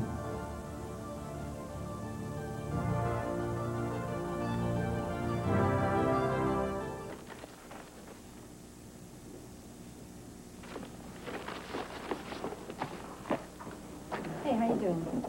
Doing good. You finally decided to come down, huh? Yeah. Listen, Vicky stopped by, but she didn't want to disturb you. But she wanted me to tell you she's just as outraged as the rest of us about Mitch Lawrence and how terrible she feels about Joy. It's too much, I'm telling you. It's really just too much. I was just up in my room. I was staring at the walls, realizing that my husband's in a lot of danger, my sister's in a lot of danger. Now Clint is over there in Vietnam. I have to worry about him. I mean, what next? No, wait. It's more than that. I mean, I was sitting there totally drowning myself in self-pity when all of a sudden I heard Beau's voice. Really. He was saying, Dee, come on, gal. Don't you know me better than that by now? Don't you know I'm going to make it through this and come home with Clint safe and sound? And he was right. And I saw this little grin on his face. And I started laughing a little bit. And then I started crying as usual. So I'm sitting there. I'm laughing and I'm crying. And he was right. I just pulled myself out of bed and looked in the mirror and said, come on, gal. Let's get it together. Let's just forget the self-pity and get on with it. Come on, that's the Dee O'Neill that Beau married and Harry raised. Nothing. I mean, it's not surprising that I would feel this way with everything that's been going wrong lately. It's a little hard to believe that everything's going to be right in your life. But Bo would really be mad if he knew that I was thinking like this anyway. Tell you something. Bo married a fighter. Yes, He's a fighter himself. And one of these, stop making fun of me. One of these days he's going to come marching out of that jungle arm in arm with his brother. And I tell you something else, too. Joy's going to come home someday. Big smile on her face. I'm doing pretty good. I don't know if I'm quite that optimistic. Well, I gotta tell you something. What we have to do around here is start thinking positively. We really do. Now, there's a way to get Joy out of the water side. We haven't come up with it yet. Well, where's Connie? It would be nice if she would help, you know. She tried helping. It just backfired a bit. She's at the waterside right now. What is she doing there? That's not going to work. Wait, what did she do that backfired? Have a seat. Does that mean I need one? Mm-hmm. Cord, I didn't know you were in here. I'm surprised to see you're back from El Paso. Yes, talk about surprises. Well, I was just telling Asa that my mom and I have decided to move to Landview. We're selling the ranch. Oh, that's wonderful. But that was a quick decision. How about her health? Well, I think we're over that now. I think she's going to be just fine. And I'm going to be able to stay here and work and still be able to keep an eye on her, too. Oh, I'm delighted. I'm just delighted, and I'm very happy for you and for us, too. Asa, we get to keep Cord. Isn't that wonderful? Oh, yes, great. A boy of his talent. Well, good. Well, thanks. Now I finally feel welcome here. Vicki, I take it you're upset by the fact that Tina won't postpone her wedding date, huh? Yes, as a matter of fact, I am. I mean, Clint has just flown to Vietnam to find his brother, Bo, who's been missing there. Yeah, I heard about that. I'm real sorry, ma'am. If there's anything I can do to help out. Thank you very much. Dee Dee is very, very upset about Bo, needless to say. And then Joy O'Neill is locked up in the Waterside Inn with that devil. It just seems to me that right now, to throw a lavish wedding at Landfair is perfectly ridiculous. I don't think it's so ridiculous, Vicki.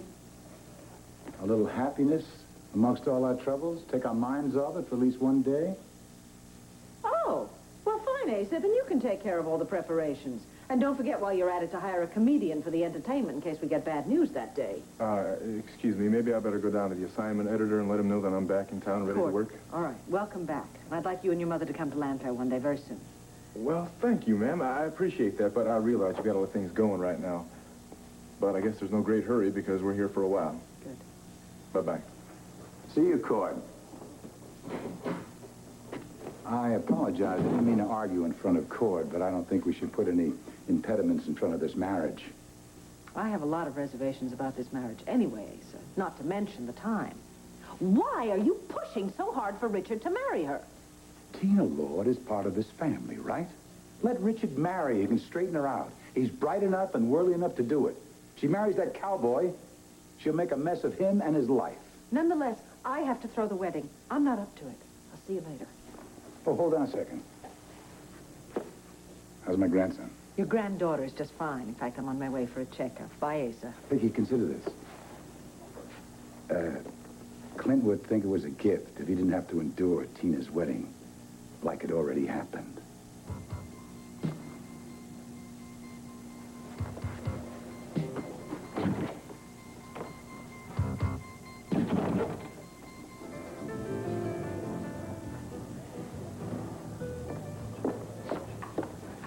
Cord's mother.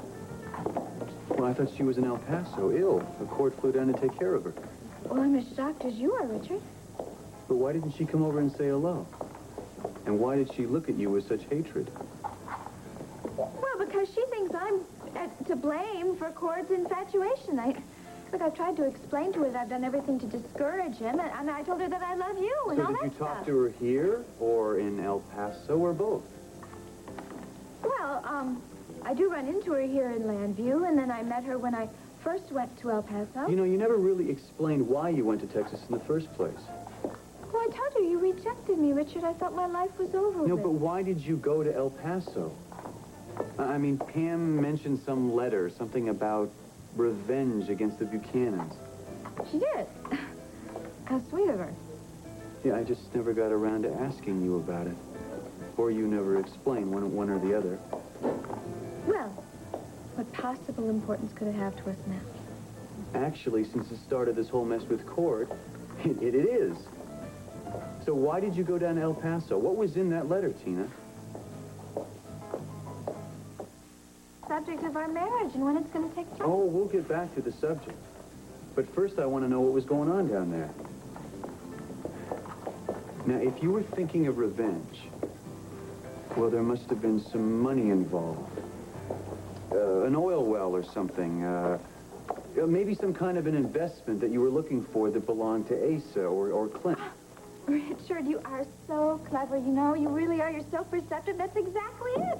I can't believe it. You see, I found this letter about this hot, tip on some land in El Paso. And it was for Clint.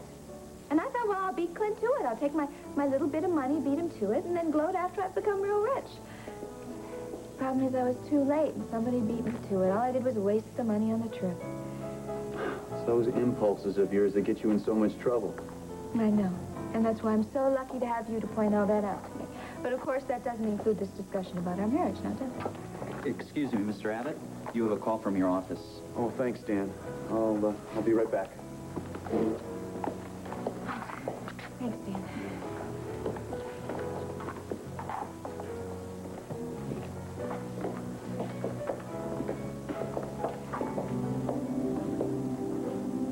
Hi, my name is Tina Lord, and I'm here from Landry, Pennsylvania. Welcome. My name is Al Roberts. I'm real curious as to why you're knocking on my door. Well, I hope I'm not in the wrong place. I was looking for Maria Vasquez. Why? Well, it's in regards to a letter that I received a while ago. To you? No, actually, it's to my brother-in-law, Clint Buchanan. Well, that name sounds familiar. So is yours, but I can't quite make the connection between my mother-in-law and those two names. Come on in. What is this all about? Well, actually, I really don't even know, Mr. Roberts. I was hoping that maybe I could talk to Mrs. Vasquez, and then... I'm sorry, but she passed away a couple of weeks ago. Oh, I'm sorry. That's all right. Have a seat. Thank you. Do you mind if I took a look at this letter? No, I guess not.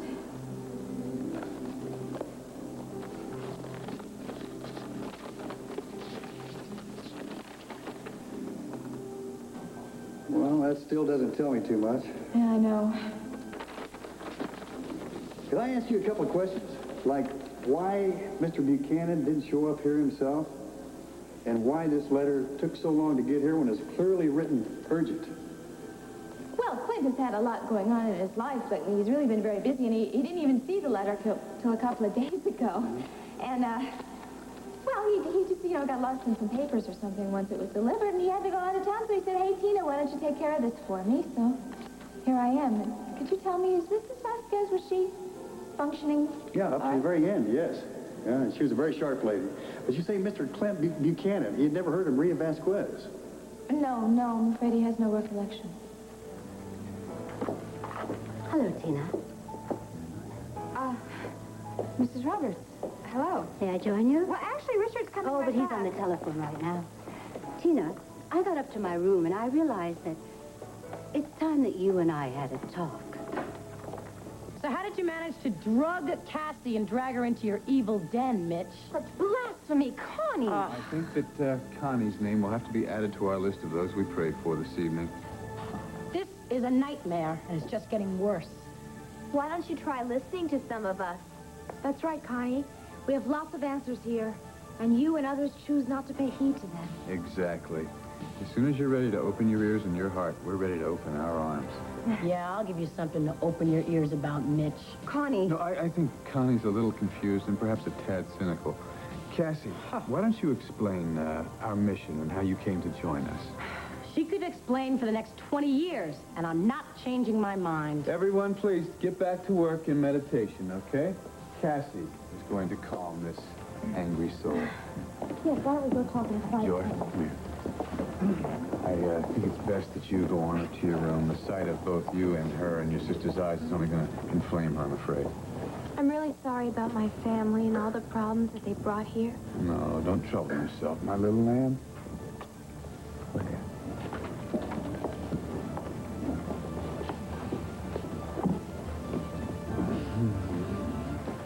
starting to think we should get a court order barring the O'Neills from this building. They're constantly disturbing our peace. Well, Allison, you must remember I did shoot their father down in cold blood. It's my burden, and I'll bear it the rest of my life, but I will continue to look each and every one of them in the eye for all time. You're incredible. Where do you get your strength? Well, from the Lord, where all strength and hope comes from. Although I must say, you certainly helped me, too. I don't think I could carry on without you at my side, loving me and adoring me and protecting me. I'm sorry about that jealous fit. Yeah, we're going to have to talk about that. And also about your new assignment, which will be the most important work I've ever asked you to do to date. Can you meet me up in my suite in a few minutes? Well, do you think we should both leave the lobby? I mean, what about Connie? I think Cassie has the situation well in hand. The last time I came here to try to talk Joy out of staying, I started to understand what she was saying, what Mitch was preaching about. I can't listen to this. You of all people. I mean, Joy has had a little bit of life experience, but you've been around. You should know a con artist when you see one, Cassie. That's why I didn't want to tell anyone, because I knew everyone would be shocked.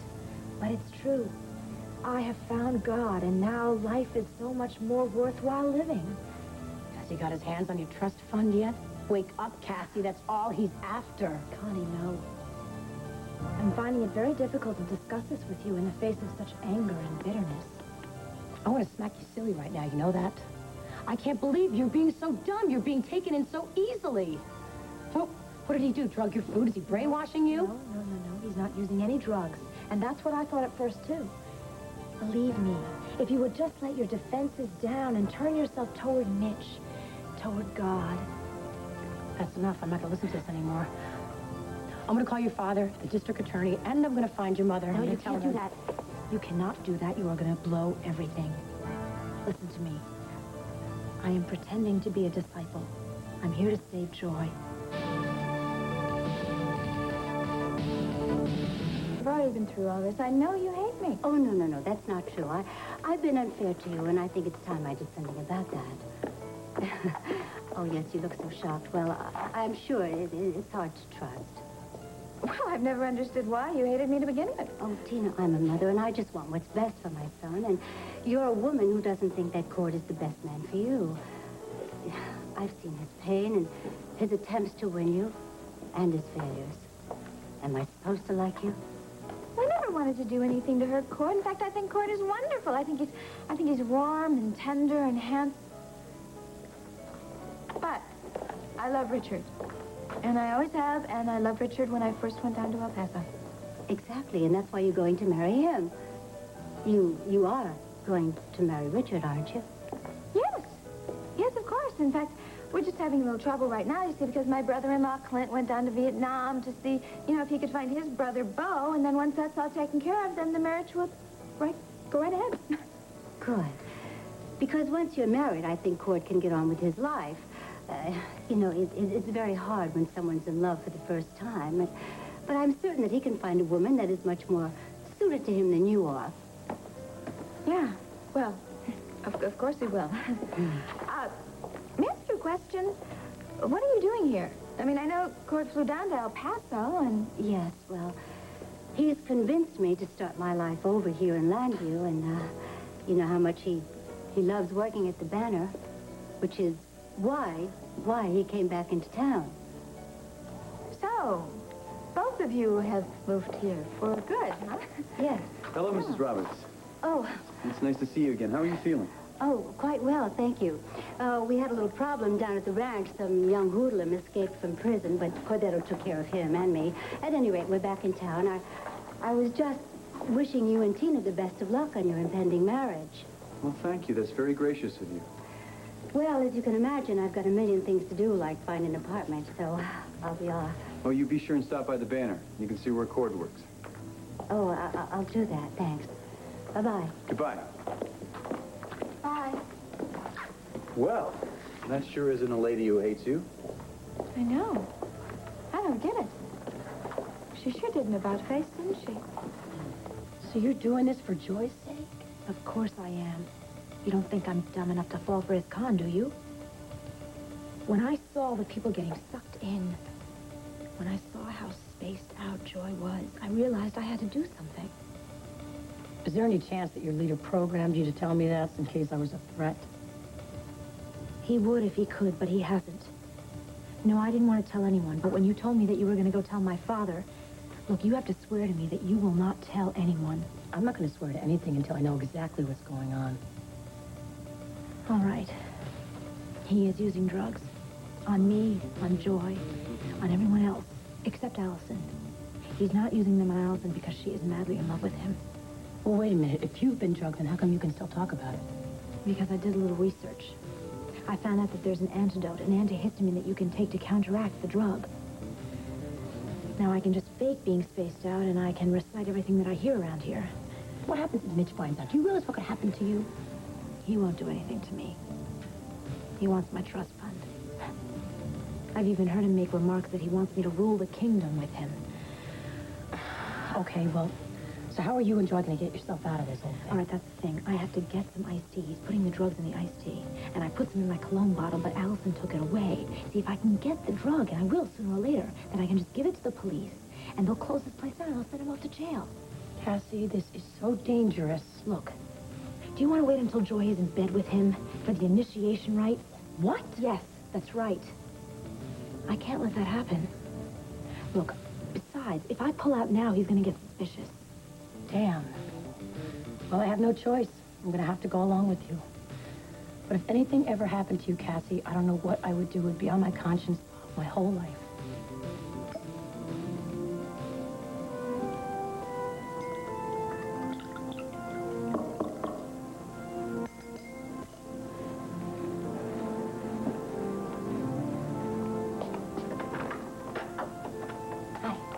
Listen, Mitch, I've been wanting to tell you.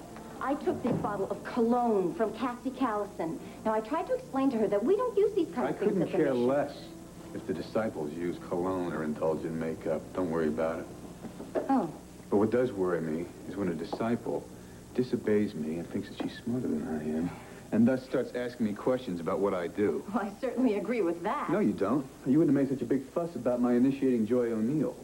But that was just a jealous fit. We already talked about it. Yeah, well, I see it as a proof that I can't trust you, that I can't depend on you to carry out my orders and my wishes. Yeah, you can. It was just a momentary slip, I promise. Yeah? Prove it. Here, drink this. I'm not thirsty, and besides, you know, I don't like iced tea. Oh, you see? I told you. You swear your allegiance to me, and then you refuse me. I can't count on you, can I? Yes, you can. I just didn't realize that this was a test.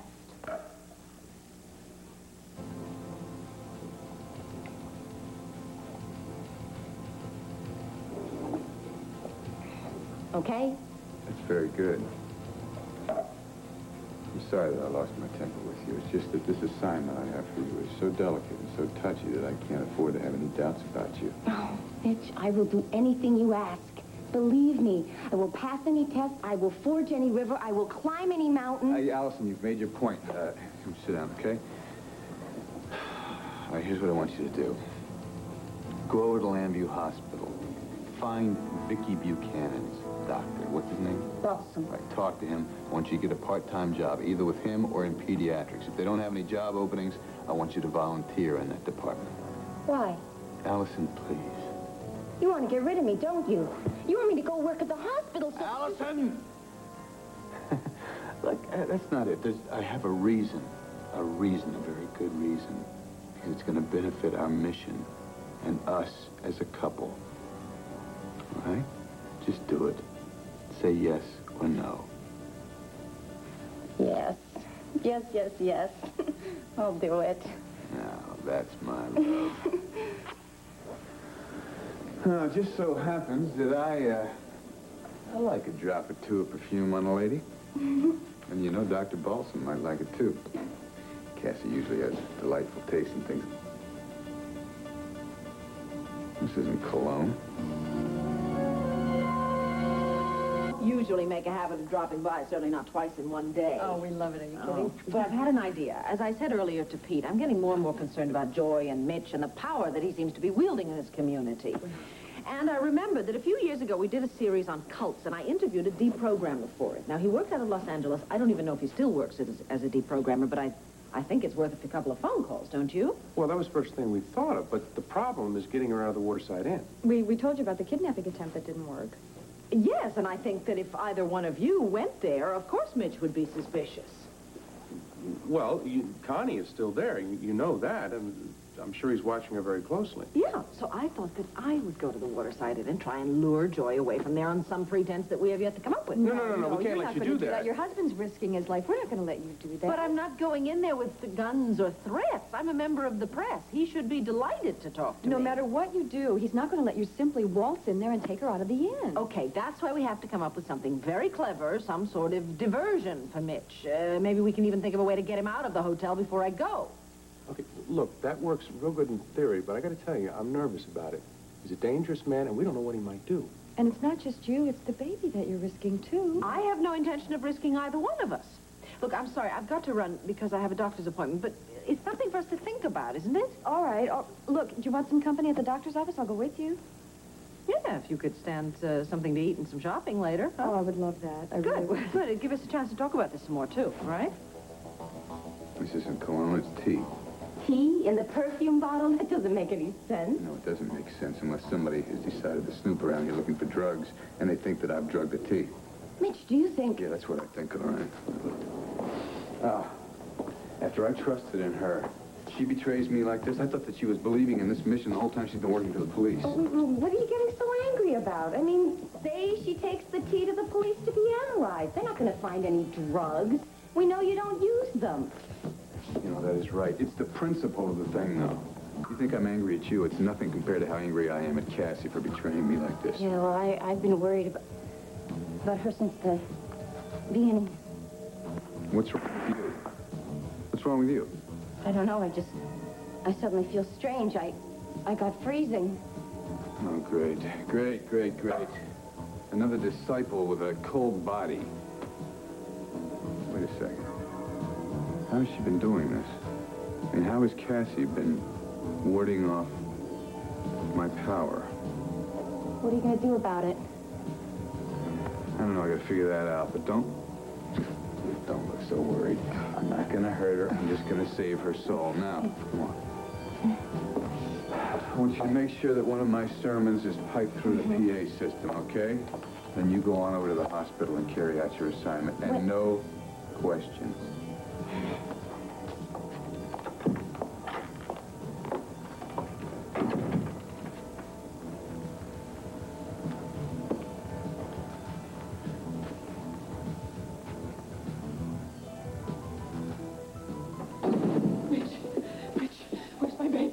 Vicky, what's wrong? You know what's wrong. You have my baby. I have your baby? Yes, she took it. That disciple of yours, Allison. She stole him right out of the hospital nursery, and I know she brought him here. Vicky, or should I call you Nikki? I hate to say this, but I think your mental illness is returning. You're the one with the illness. You're demented. You've stolen my son. What do you want in return? How much to buy back my son? Vicky, first of all, let me assure you, I have not been poking around in the bulrushes, nor have I been sending out baby snatchers. If I had your son, I wouldn't sell him back to you. Now, see, I have all the money I want now, and all the power and all the women, but what I don't have is a son of my own. Yes, and if I did have your baby, I think I would keep him and raise him myself and pass on the legacy of Mitch Lawrence to another generation.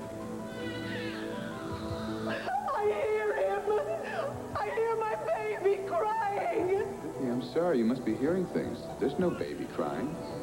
Because there's no baby. Oh, please. Please. Give me my baby, please. Poor thing.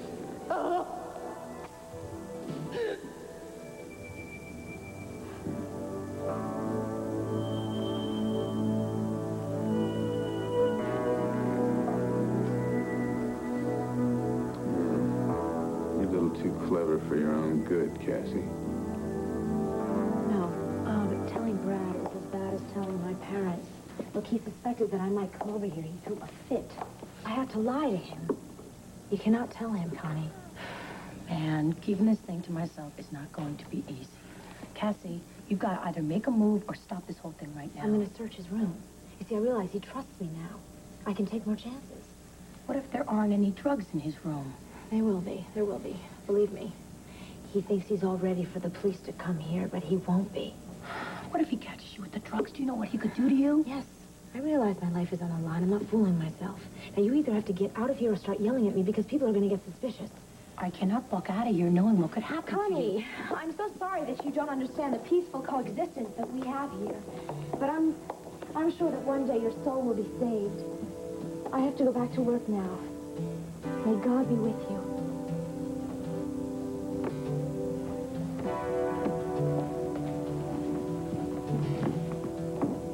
Cassie, I'm so glad Connie's gone. I need to talk to you alone. Why alone? Have I done something? Actually, I meant without any outsiders around, such as Connie O'Neill. Oh, Mitch, I tried. She's really a hard case. She wouldn't give me the benefit of the doubt. I think she thinks we've all lost our minds or something. Well, perhaps we have, and gained our souls in the process, huh? I know it is hard. The rage, the anger, and the resistance that we face. I'll admit that, well, Cassie, I'll only admit to you that sometimes I feel myself in an awful rage. Really? And I can't control it. It just, sometimes I feel violent. I'm ashamed to admit it, but it overcomes me, and it takes all I can do not to just... Do you know what sets it off?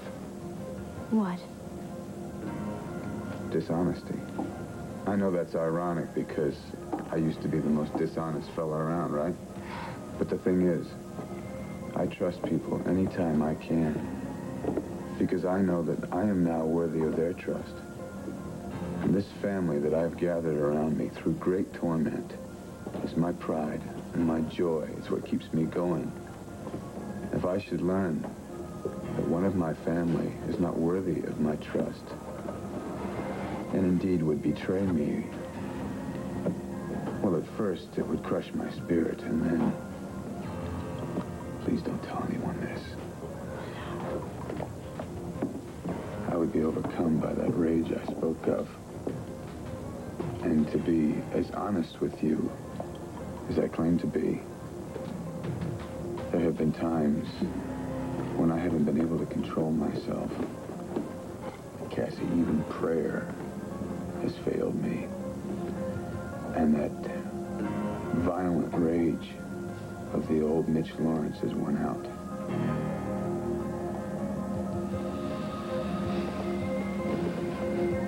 I'm giving a sermon at 2:30. I hope you'll attend.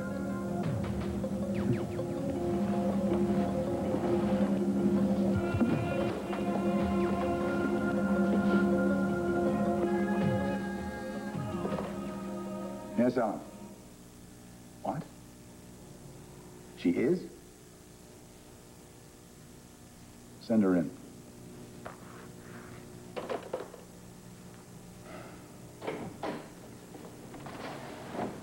What are you doing here? I know Clint is out of the country, and why I know Vicky is not around, and I'm also aware that you know through my son that I'm going to be living in Landview. Now, that is happiest news I've heard in ages. I'm going to wake up every morning, I'm going to shout hallelujah. If you wake up in fear and dread, that is perfectly fine by me, too. Oh, that's it, Maria. You're going to stick around and make me squirm. I am going to stick around because Cordero is determined to live here and pursue his career as a photographer. And chase Tina Lord. Who is soon to be marrying Richard, at which point Cordero will give up.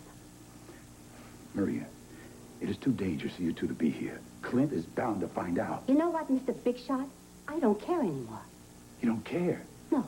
You've got to care. You could lose Cord. That's a chance I'm going to take because I will no longer live in fear. That is the stupidest thing I've ever heard in my life.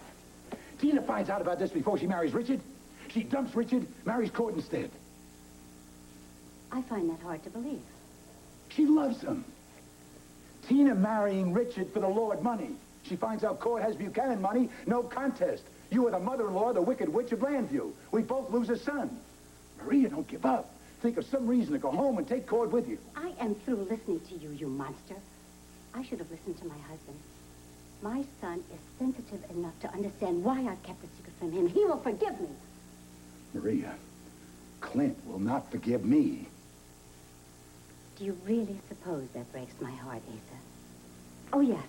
For a while there, I was listening to you as I did years ago, when you had the power of life or death over my family. Well, that isn't true anymore, is it? In fact, it seems that we have changed positions. I think now I have the power over you.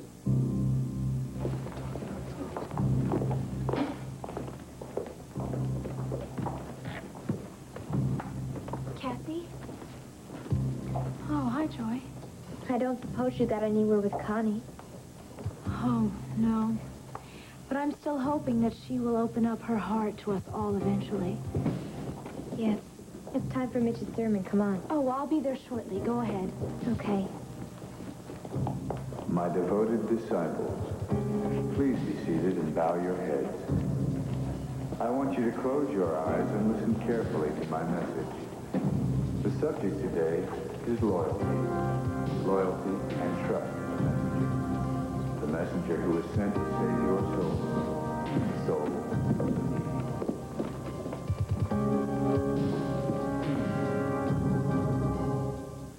It's clouding your brain, Maria. You're going to destroy Clint in the end. How? My son is at peace. He is happy with his wife, his adopted kids, the baby on the way. You could turn that boy inside out. Oh, no. No, it'll be a gift to Clint when he finds out that Cordero is his son. They're very fond of each other and close. How much? How much to keep you quiet?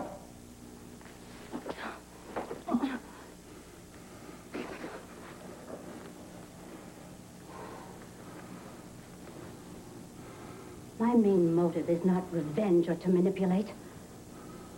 On the contrary, Asa, I tried manipulation, and it failed. Cordero is more entrenched here than ever, and I had to bury my husband, a man that I loved very much. If anything were to keep Cordero here, to keep him in El Paso, it would have been running the ranch. I will not try to make him feel guilty or even pretend that I couldn't live there without him. Right. So you'll live here with him. Damn it, Asa, he wants me to. I don't want to lose him, too. Asa, don't you see what is going on here? Fate, destiny, any of those words that you want to choose. You and I are no longer in control of this lie. It is a secret that is bursting to get out, and I am through trying to stop it. I have got to find a way to convince you, lady. And I will not hide from Clint. If he recognizes me, fine. If Clint and Cord find out they are father and son, I will deal with it. Maria, this is insanity. No, this is the truth. And it should not have been suppressed for so many years. Maria, I'm telling you, name it, anything. I'm not talking bribes. I'm talking favors. It is over. I am through playing this game. Whatever happens, happens.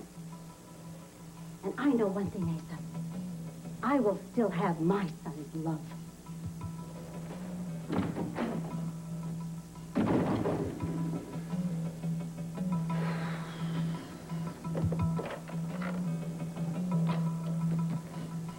Ellen, no more calls for a while.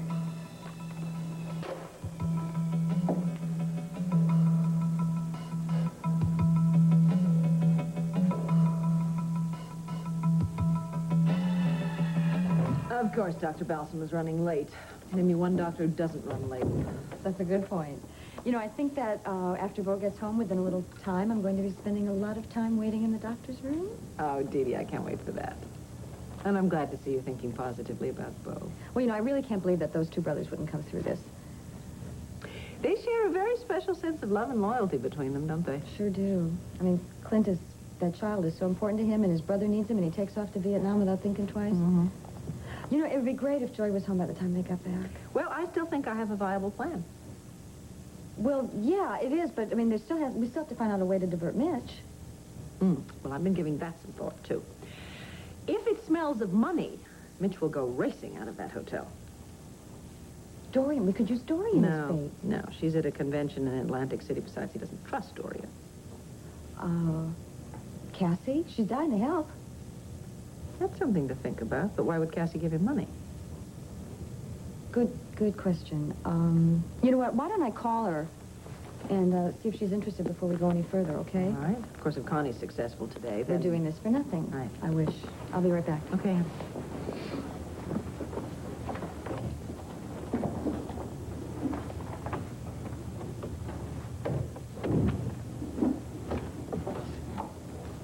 I'm very impressed with your credentials, dear, and unfortunately this hospital is always short of staff. Oh, not unfortunate for me. I'll be in touch with personnel, and no doubt they'll contact you soon. Oh, I hope so.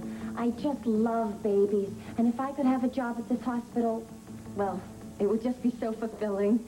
Thank you, Dr. Balsam. Bye now. Bye. Mrs. Buchanan, sorry to keep you waiting.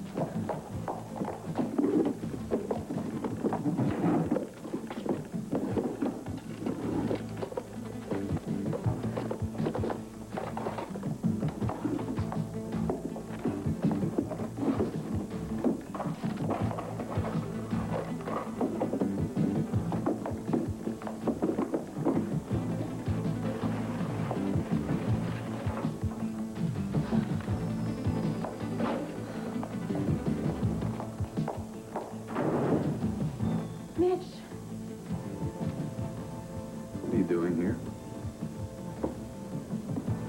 You have no answer for me? Well, it looks like I'm going to be forced to give up some of my very valuable time in order to teach you a lesson or two.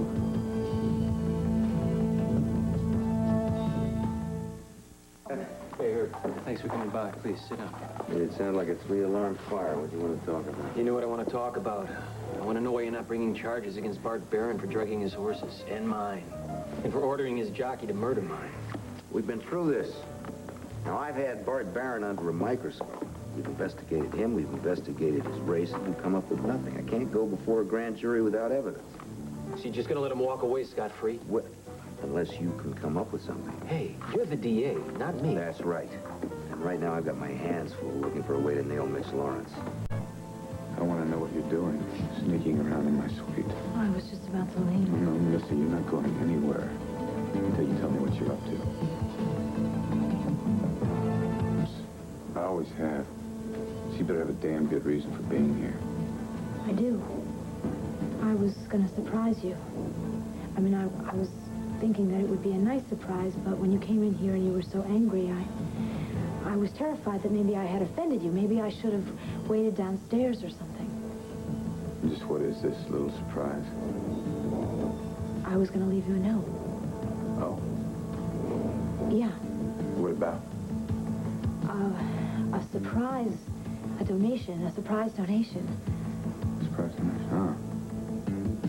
Yeah, but the thing is, remember I told you about my $3 million trust fund? Well, I was going to donate a large amount of it to the mission. Really? Yeah, except the money's tied up, and I would have to talk to the bank manager and the vice president first. Be a lengthy process. Yeah. I think I sent some reservations on your part. No. No, I don't? No, of course not. Well, maybe you could use the Callison influence to expedite the loan. Huh? That's exactly what I was going to do. That's very good. That's very good. Makes me very happy. I'll be waiting for you. Okay. It might take a while because, you know, to get a hold of the necessary forms and papers and everything, but I'll be back as soon as I can. Cassie, one thing before you go. Will you please forgive me For what? for not trusting such an innocent, sweet girl like yourself and thinking that you could possibly be guilty of some indiscretion? You will forgive me, won't you? Of course, Mitch. Good. I'll be waiting for you. And I'll be counting on you. And I want you to remember that Joy O'Neill will be counting on you, too. my department upside down just because you have a personal vendetta against Bart Barron. Personal The man is drugging horses, he gets me suspended, and he ordered Charlie's murder. And she wasn't just riding for me, Herb. She was a friend of mine. A good friend. Charlie's death was ruled accidental by the racing commission. Well, maybe the commissioner's on Barron's payroll. Before you broadcast that one, maybe you better take out some insurance because you're begging for a libel suit if you can't prove it. I can prove it. I just need your help. Yeah, Fred, forget about Bart Barron. He's a dangerous man. He's a very dangerous man. Well, maybe you can forget about him, but I can't. I don't know how he's getting away with this, but I swear I'm going to find out. Well, hey, this isn't the Old West. Don't take the law into your own hands. Well, thanks for the pep talk and the brotherly advice, but if you're not going to do your damn job, I'm going to do it for you.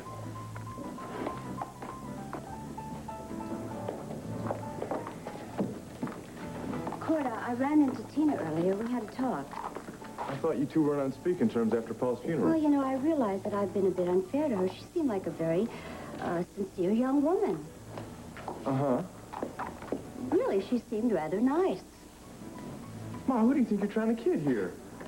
Come on, ever since you found out that she has roped and tied Richard Abbott, all of a sudden all your hostility towards her disappears like magic. Ma, I gotta be honest with you. I haven't given up on her yet. Oh, that's too bad, because she's given up on you. Not as far as I'm concerned. Ma, look, until they actually tie the knot, I've still got a fighting chance with her. Cord, let me ask you something. Now, is it Tina, or do you just hate to lose? It's Tina. Oh, boy, you're going to make a fool of yourself. Well, I've done that before, Ma, and it looks like I'm about to do it again. You are as stubborn as a Brahma bull. Yes, ma'am, I am. So what'd you say we go get some coffee, okay? Oh, no, I've got an appointment to go apartment hunting. Oh, no. I left the address for the real estate woman up in the suite. You want me to go get it? No, it's probably buried under two tons of wood. Okay, well, wait, Ma, look. Now, if you need anything, you give me a call, right? Yeah. And as far as Tina's concerned, look, whatever happens with that happens. But I'm glad that you came here to Landry with me. So am I, Honey Bunch. I'll see you later.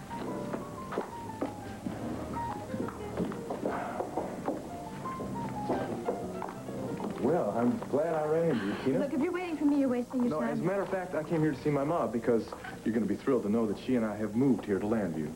Yes, I know. I spoke to her. Oh, and you're not thrilled, huh? No, I'm not. Why? Are you afraid of something?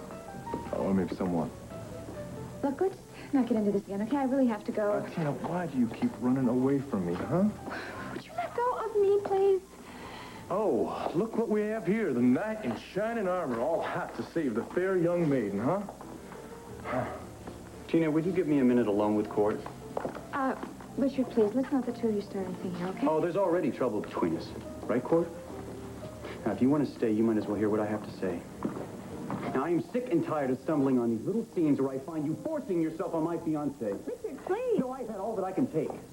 Now, I'm warning you, Cord. Once and for all, leave her alone. Getting real tired of being threatened by you, pal. So why don't you try putting some action where your mouth is, huh? Oh, that's exactly what I intend to do. Look, acting like a couple of schoolboys, all right? Look, Richard, Cord didn't mean anything. I was talking to him. See, I was trying to explain that in respect to Bo not being around, that we weren't going to have the wedding at Mansfield after all. Does that mean that you finally come to your senses? You're going to call this whole thing off? No. Actually, it means that Richard and I are going to,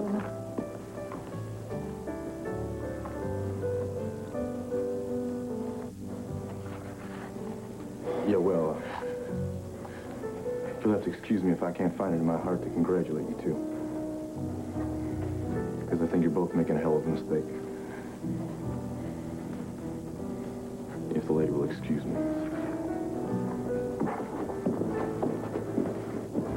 Damn it! I don't get him. Ever since he came to Landview, I have tried to be his friend. And he acts like this. Look, it's just his pride getting in the way, Richard. And what was this about our having decided to elope? Well, I just wanted to get rid of him before something happened between you and... Well, actually, Richard, I meant it. I think Cord might be another reason for us to get married as soon as possible. It really means that much to you. Yes, Richard. It does. Please tell me that we don't have to wait any longer, please. Look, I tell you what. We'll compromise. Now, if Clint doesn't get back from Vietnam with some word about Bo by next week, we'll elope. Promise? I promise.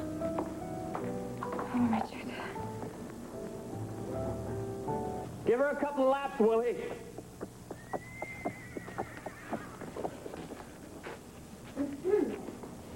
Hi, Dad. Lisa, darling. Excuse me. No kiss. Now, why did you want me to come? Well, obviously I wanted to see you. I mean, I figured I was working with the horses this week. You wouldn't mind coming out to the track. And why did you want to see me? Lisa, must there always be a reason to see you? Well, you know, I've got to go back to the hospital and things like that if there isn't really. No, hold it. Sit down. Actually, I did want to talk about Mike Rivers. Have you found out anything else about his supposed spying on me? No, nothing aside from the formulas that he took from Baron Pharmaceuticals. That's all I know. What? My antenna tells me that Brad Vernon is behind it. You know, that guy is still trying to convince people that I ordered the death of his little jockey friend. Lisa, I'm capable of many things, but murder is not one of them. Dad, just one problem at a time, okay? Can we go back to it about Mike? What are you going to do about Mike? Well, I'm going to fire him. Maybe give him a little lesson about honesty, too. Oh. Do you think you're honestly qualified? I wish you'd stop being so angry with me, Lisa. Look, believe me, I would love nothing better than to have a father that I can respect. You make it very hard on me. Yeah, but didn't you make it hard on me? Haven't I cried for you, huh? It hurt. Oh, my God, Dad, it is still hurting. Lisa, I'm sorry. Yes, but sorry does not take away the pain, Dad. I think it was a mistake by coming here. No, Lisa, wait. Lisa, you know I love you very much. I love you too, Dad. That's why it hurts so damn much. I'll be back as soon as I can. Oh, Cassie, now that I think about this, really, enough reason for you to go. The banks are closed by this hour. I think you're going to have to stay here tonight. But I should get the necessary papers together. Oh, Cassie, you seem anxious to get out of here. Is that right? No, I just don't want my mother to find out what I'm doing. Are you sure you're really devoted to donating this money to the mission? There is nothing more important to me right now than the work that I'm doing for the mission. Oh, great. I'm glad to hear that. Well, then, of course, you're free to go. Now? Yes. Oh, Cassie, just one other thing, by the way. I want you to know that you should feel free to come up to my room, anytime you feel the urge. Just because you're really very special to me. And I want you to know that I'm deeply moved by this generous gift. Mm-hmm. I have high hopes for both of us. I want us to be close, very close. But for now, I think you better go home and get those papers together. You'll do that, okay? Good. Oh, Cassie, you'll keep this between you and me, won't you? Yes, of course. My family would turn purple if they knew that I was going to donate my trust fund to you, Mitch. No, we certainly wouldn't want Doreen to turn purple, would we? Now, please, don't forget what I said about Joy. Her health and her well-being depend on you coming back here with that money. Okay. Okay?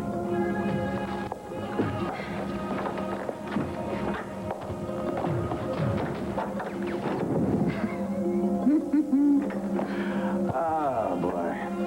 She deserves an Oscar for that performance. But then I guess I deserve a Nobel Prize, yeah. She thinks she outsmarted old Mitch. She's stalling for time, but before I'm finished, I will not only have her trust fund, I will have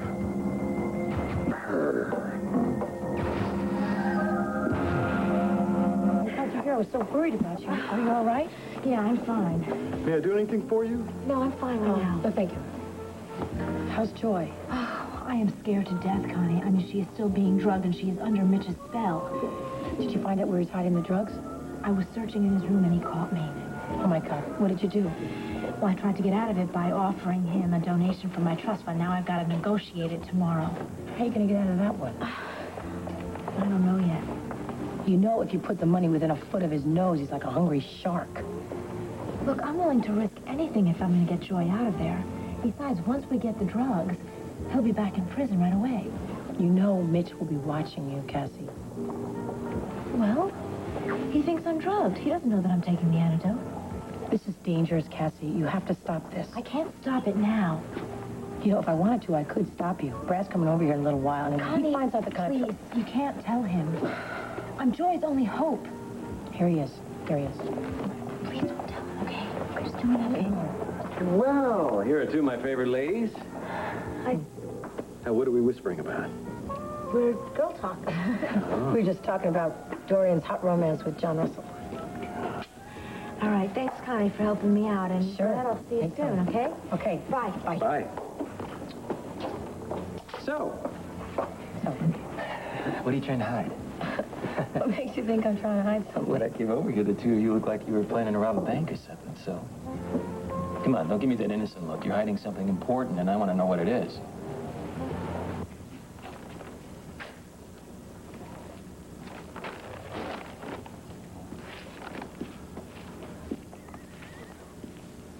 What are you doing here? Get out. Hey, give me a break, Mr. Barron. I'm in big trouble. Who do you owe? The boys in Atlantic City. They seem unhappy about some unpaid gambling markets. So what do you want with me, Neil? I thought you might advance me enough cash to pay them off, lay low for a while. Fat chance. I got troubles, Mr. Barron. Real troubles. Take them to a pawn shop. I don't think you understand. My troubles could become your troubles. Maybe you'd better explain that one. I know about all the little games you play at the track. The ones with the big needles that make the horses run faster. I also know about the big shots you pay off to keep quiet about it. Big shots at the racing commission. You're a damned liar, Neil. Remember, you owe me a big one for keeping my mouth shut about your part in the fatal accident to Brad Vernon's jockey. I had no part in that. You ordered it. No, stupid. I told you to run a tough race, that's all. I didn't want anybody hurt. It was you who bumped her, that a horse fell and she died. Had I known you were going to plan on doing anything so damn stupid, I would have ran out there and stopped you myself. Things got out of hand. What could I do?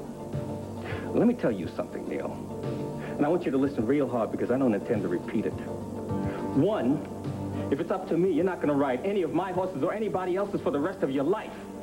And two, if you're not out of here in 5 seconds, I'm going to pick you up and throw you out. Now get out! Okay, Mr. Barron. But let me tell you one thing before I go. You're gonna regret this. I saw your daughter before. Nice-looking kid.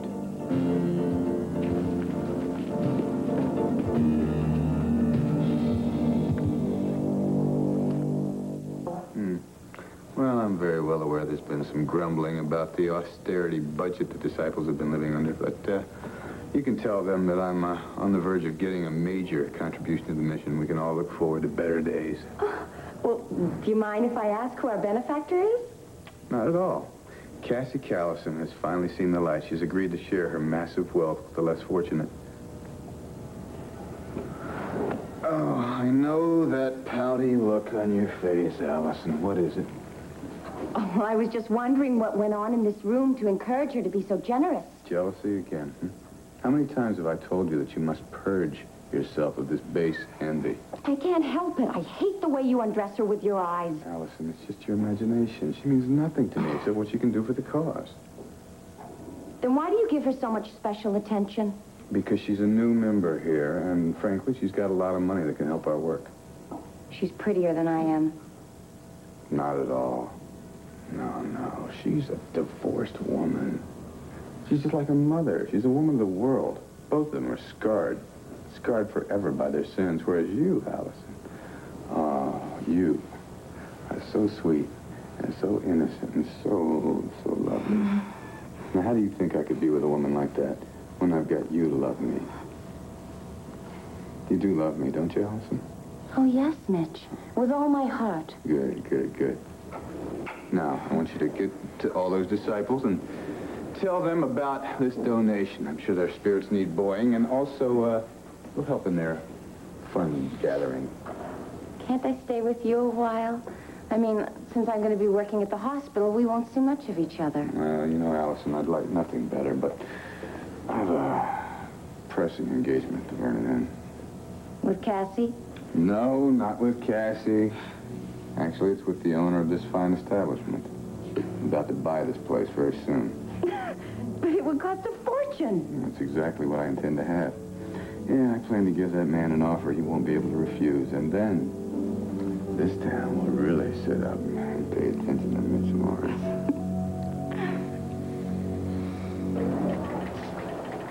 Hey, man, he's a great shot. Listen, we better hustle if we're going to give Clint that racetrack feature by press time. Hey, Earth the cord. Hey, what's up, man? Oh, I'm sorry, Mike. I was someplace else. What's up? Hey, what's the problem? Tina? Gee, how'd you guess? Look, man, you're only carrying a torch for her the size of the Statue of Liberty. Yeah, well, I tell you, it's really frustrating because I know that she loves me. Hey, cowboy, has it ever occurred to you that it's all in your mind, man? Oh, yeah? Well, I tell you, when I look in those blue eyes of hers, no, I can tell it's for real. Well, look, man, you want a shadow box with a dream? Go ahead, be my guest. And what would you do, Romeo? Well, I'd retire gracefully from the ring before I made a fool of myself. Oh, great. This is perfect. I mean, now you're starting to sound like my mama. Look, man, I just think you're buying yourself a lot of unnecessary pain, man. That's very good, you know. Maybe you should be writing the Dear Winnie column instead of being over there at sports. I'll get it. Yeah, Cord Roberts. Yeah, just a minute. You want to talk to Bart Barron? Yeah. Bart, what can I do for you? I want you to come over to the stables right away. Well, actually, I'm helping a buddy with a press release for the paper. It's important. Be here. What is it? He wants me over there right away. He did not sound like a happy man. Maybe he wants to confess all his crimes to you. Yeah, right. Hey, how's that undercover story going anyway? Well, one of the formulas that I lifted from his personal notebook turned out to be a new baby shampoo, if that answers your question. Yeah, well, I guess maybe you better retire from the ring gracefully, huh? Yeah, I'll think about it. In the meantime, I better hustle over to Barron and see what's bugging them. Hey, Mike, thanks. I mean, for that advice for the lovelorn. All of which I'm sure you will totally ignore. Totally. Yo, dear Winnie, you take it easy, all right? You be careful. Because from what I hear, Bart Barron likes to play for keeps. Yeah, so do I. Oh, man.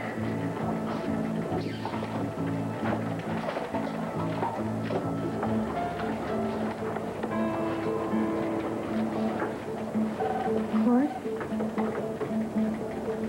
What are you doing here? I need to talk to you, please. If Cassie had something to hide from you, do you think she'd tell your best girl here? I suppose not. You're just a little tense. What happened with her? Well, he's not going to do anything against Barron unless I can come up with some hard evidence. Do you have any? The guy's very clever. Drugs horses, gets me suspended, has Charlie killed, nobody can touch him. But I'm going to nail that guy, and you can bet on it. Why do you want him so bad? Why don't you just give up? Why? Because he murdered Charlie. And I owe it to her to make sure her killer gets punished. Oh, there's his daughter right now. Look at that. She and Josh are quite an item, don't you think? Looks that way. Unless, of course, her father wants him to disappear. He wouldn't do that. Huh. Well, she's here. Maybe I can get some information out of her. Do you really think she's going to help you nail her own father? Why not? I hear they're on the outs. Would you mind if I invited them over here? Of course I don't mind. Why would I mind? Hi there. Nice to see you. Would you care to join Connie and me for a drink? Lisa? I think not, Josh. Another time, Brad. Well, in that case, maybe I'll join you for a minute if you don't mind.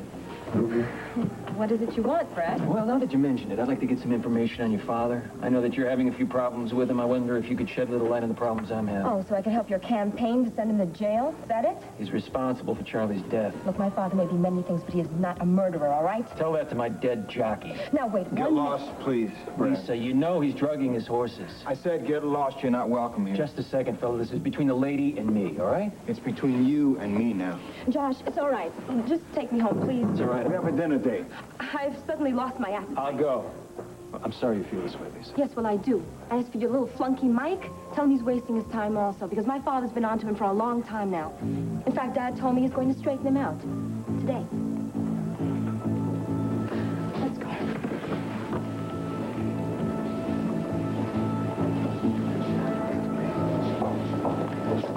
What's wrong? I think Mike's in trouble. What kind of trouble? Barron's onto him, and he doesn't know it. I gotta get to a phone. Excuse me. Where's the phone? Right over there, sir. Thank you. Do you think Barron would hurt him? Are you kidding? If he wanted to, he'd have me killed. See me again. Well, I wouldn't be here, except that whole thing at the Vernon Inn was very upsetting. Yeah, well, nobody got hurt. Yeah, you both came awfully close. So what do you want me to do about that, Tina?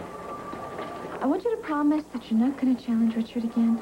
Hey, wait a second. Hey, he's the one who did the challenging. Look, he's just very upset, and Look, I know how much this job means to you. And do you really care?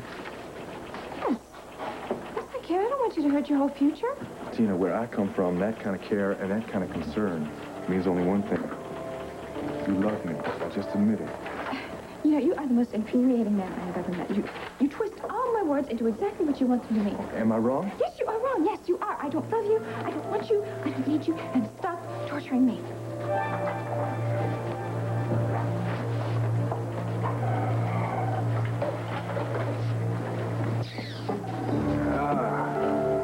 I'd say that lady doesn't protest too much.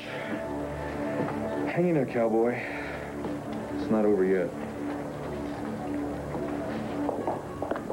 Well, the lovely Maria Roberts. My condolences again on the death of your husband. You know what you can do with your condolences. Sorry you feel that way. Your husband and I became very close just before his death. You mean by weaseling information about Cord from his dying lips? Well, he did unburden himself to me, yes. Well, I have a message for you regarding that information.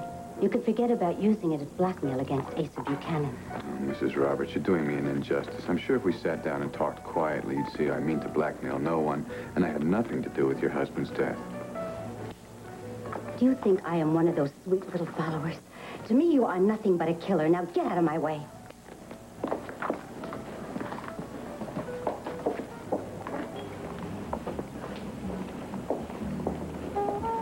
Well, finally. Dad, hi. Yeah, I thought you'd been kidnapped. You know how many messages I left on your answering machine? Sorry, I've been kind of busy lately. Nobody's that busy. I promised your mother I'd keep an eye on you while she's at the broadcast. Where have you been?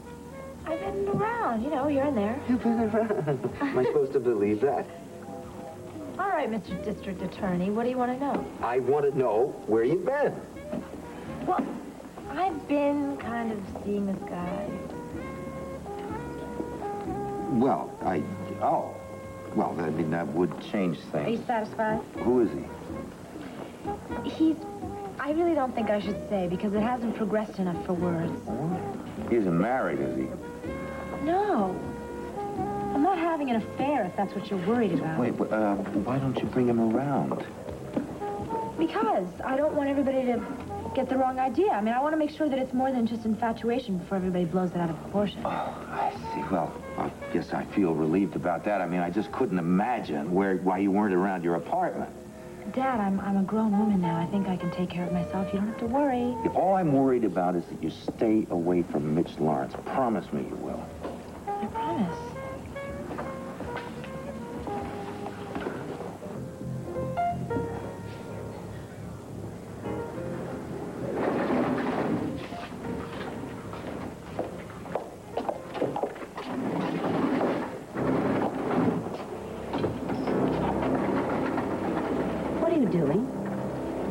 this would be the perfect place for us to have a nice, quiet talk, Mr. Roberts. Well, this has got to be some kind of record for the shortest dinner date of the year. I'm really sorry, Josh. I just got so upset with Brad Vernon, I had to leave. Why do you let him get to you like that? Well, you know, me and Dad haven't had the greatest times, but I can't let somebody like Brad Vernon persecute him over things that he didn't commit. Yeah, what about Mike Rivers? Is he really spying on your father? I'm afraid so. I just can't figure out why he's doing it. Can I take you up to your room? I think I can find my own way, thank you. Josh, thank you. What for? We didn't have any dinner, remember? Just being so understanding. Okay, maybe we can have dinner another time. Sure. Rain check. You sure you don't want me to see you upstairs? I'm sure. Good night, Josh.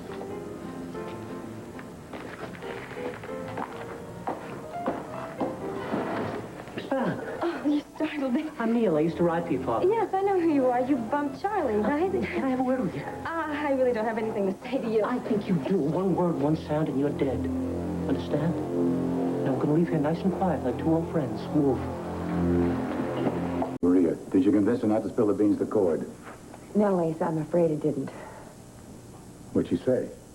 She's going to tell Cord the truth tonight.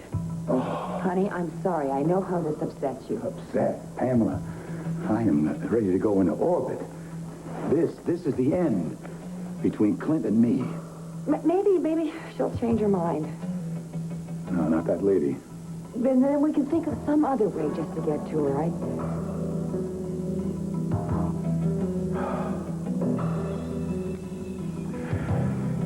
Oh, Lord, I should have known. You are not going to let me get away with this one. My daughter Lisa informs me that you're doing some interesting work for the Banner. Just the usual sports stuff. Just the usual. So, Bart, what did you want to talk to me about? Mike, one of the first things I demanded when you started work for me is total loyalty. Do I have your total loyalty, Mike? Of course you do. 100%. That's good, Mike. Because you see, if there's one thing I can't tolerate, it's a double-crosser. I gotta tell you, I came across a couple in my life and they're not around any longer. If you get what I'm saying. I think so. Bright boy. Listen, Bart, what does this all have to do with me? Tell me, Mike, if you were Bart Barron and someone you trusted you all of a sudden found out was double-crossing you, what would you do? I'm not sure. Why do you ask me? I have a little job for you. What kind of little job? I want you to do a job on a double-crosser for me. Look, Bart, I'm no hitman. Is this somebody I know? Oh, yes. It's someone very close to you. What do you want, Vernon? Oh, well, I want to make sure my friend Mike here doesn't join my friend Charlie. He's on you, Mike. He wants to get rid of you the same way he got rid of Charlie. Am I right, Baron? You're spoiling my fun, Vernon. I don't like it. I don't like this two-time little newspaper rat, and I don't like you. And I plan to get rid of both of you right now. Baron, this is your old pal Neil, Mr. Baron. What do you want now? I'm calling to find out if you ever want to see your daughter alive again. What the hell do you mean? I've got her, Mr. Baron. And if you ever want to see her alive, you better cooperate. Understand? How long do you think you can keep me in here? No, just long enough to discuss this little plan of yours to tell Cord the truth. You're not going to change my mind. Maybe not. But please, hear me out. Let me go through this little scenario. What's going to happen when Cord finds out he's a Buchanan? First of all, he's going to run right over to Clint's office. What do you think will happen? When Clint finds out he's his missing son, he's going to embrace him. Yes, he's going to be so happy that he has an heir. You know what he's going to do next? He's He's not going to go to you. He's going to go to Tina Lord, and you know that. Tina's engaged to Richard Abbott. You know how long it's going to take her to break that engagement when she finds out that he is a Buchanan heir? I'm talking about Cord here. Huh? All she's going to see is that power and that money. And the chance to be a lord and a Buchanan. That's going to put her on the same level as dear sister Vicky. Well, Cord wouldn't marry her. Oh, no? Have you seen that love light in his eyes when he looked at her? Oh, boy, I'm telling you, it could light up Grandview. No, I'm telling you. I guarantee you that if Cord finds out who he really is, he's going to make Tina Lord your new daughter-in-law. If Cord loves her, maybe it's for the best. For the best? Oh, come on, Maria. Let me tell you a thing or two about this little lady, okay? And what a little lady she is. Did you know that not long ago, when I was one of the devil's own disciples, Tina Lord conspired with me? Conspired with me to drive Vicky Buchanan insane. Did you know that? Well, I find that hard to believe. Oh, believe it, Maria. She knew all about Vicky's alter ego, and she kept it under wraps. Then she had her committed to a lunatic asylum. And then to drive in the final nail, she tried to seduce Clint Buchanan. Why? Why? Because Tina Lord will do anything for power and money. And I mean anything. She's quite a girl.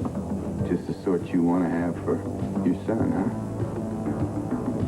Are you telling the truth? God's truth. Swear it? Ooh, on a stack of Bibles. And I guarantee you one other thing, too. If Cord marries her and makes her Tina Buchanan, that little Bronco Buster is in for the ride of his life.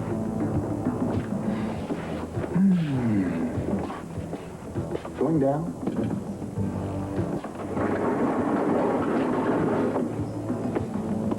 Lawrence. What's the now, pal? Won't you ask your mama? She'll tell you all about it.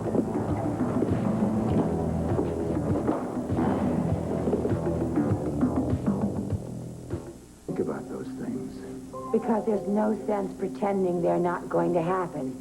If Maria tells Cord that Clint's her natural-born father, do you think he's going to keep that news to himself? No, the kid is going to run to Clint and call him Daddy, and Clint is going to call me every name in the damn book. Most of them, which you will deserve, but that's not the point.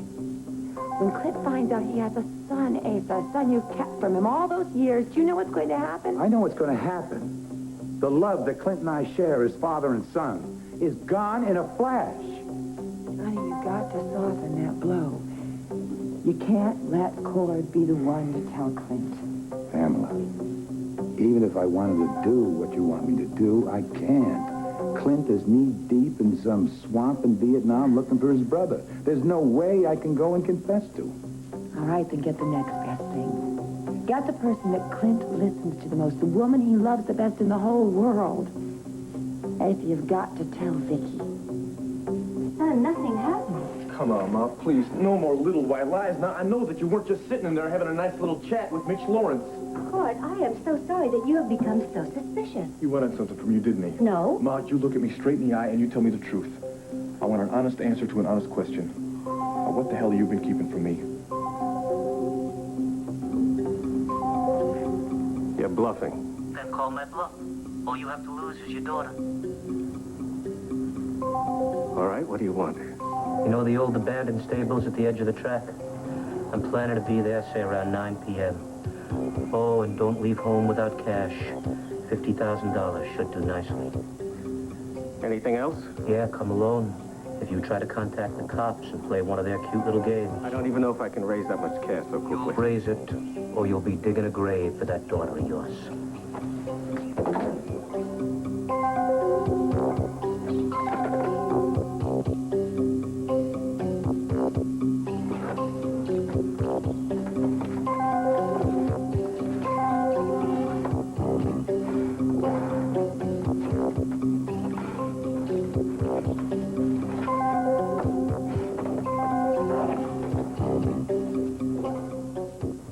If you wait till Maria tells Wait a Cord, minute, it's hold going to it. be nothing. Maria may not.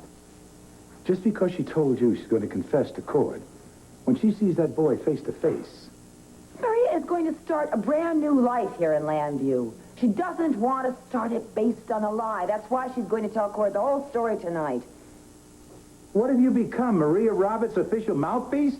The way you turned against, went with Tina against me? What'd you do, find some enemy to aid and comfort? Asa, I am on your side. If you're so stupid you don't even recognize that. Pam. Don't go. Well, what am I going to stay and let you just heap all kinds of abuse on top of me? I'm going to say I'm sorry. And you're going to apologize? Yes. I have no reason to question your loyalty. You stood by me when Maria and Cord came to this town. It's just with Bo missing, I tell you, my dreams are just full of, worries and dread. Honey, there is absolutely nothing you can do to help Bo right now. But there is something you can do to hold this family together until he comes back. Tell him Vicky will not help. She will understand. Pamela, who are we kidding? What I did to Maria and a baby way back, Vicky will not understand. And keeping the secret about Cord from Clint all these years, she's going to understand that? She's very reasonable. If she's the one that tells Clint you have a shot. It doesn't matter who tells Clint. The results will be the same. When he finds out I denied him his first real love, denied him his son, what is he going to give me, a big bear hug and forgive and forget? Asa, look, I know it all sounds so hopeless, but No, it's not. No, it's not hopeless. I can get my family and my son back intact by stopping Maria Roberts and going by her history. I just think I know the trick that's going to do it. Mom, I saw the look on your face when that elevator door opened. Now, you were terrified. Well, I was at first, but as it turned out, all Mitch Lawrence wanted was my forgiveness. After what he did to Pa? Well, he said he never went to the hospital to cause your father any pain or to even Haven't you contribute to his heard death. what people in this town have been saying about this guy? He's got no remorse or regret for anyone. Now, I know that he went in Pa's ICU room for something. Yes, he said he went there to offer comfort and counsel. No, he wanted information. What kind of information? Oh, what else? Obviously, somehow he found out about Tina and I, and that I came here looking for her. He wanted to get some information from Pa, see if she was as interested in me as I was in her. Oh, well, you could be right, son. Well, I know that I am. He swore that he was going to take his revenge out on her. Now, he was pumping Pa for information. He wanted to know what was going on between us. Anything he could use against her. Well, that does sound right. Yeah. But, Ma, what doesn't make any sense to me is the fact that you will not tell me what Pa said to Mitch. Cord, I have told you everything I know. Ma, please, that answer will not cut it anymore. Now, I know that something happened in that ICU room with Mitch and Pa, and it happened when Pa said something. Now, what was it? All right, maybe something was said. Maybe he heard the truth about your precious little Tina. Maybe it pained him to realize that his son is throwing his life away on some worthless little tramp. Pa really cared about her, Ma. How can you say those things? Because something good happened when I got stuck in that elevator with Mitch Lawrence. I learned just how far Tina Lord will go to get what she wants, even to the point of destroying her How sister. can you believe those lies? They're not lies, Cord.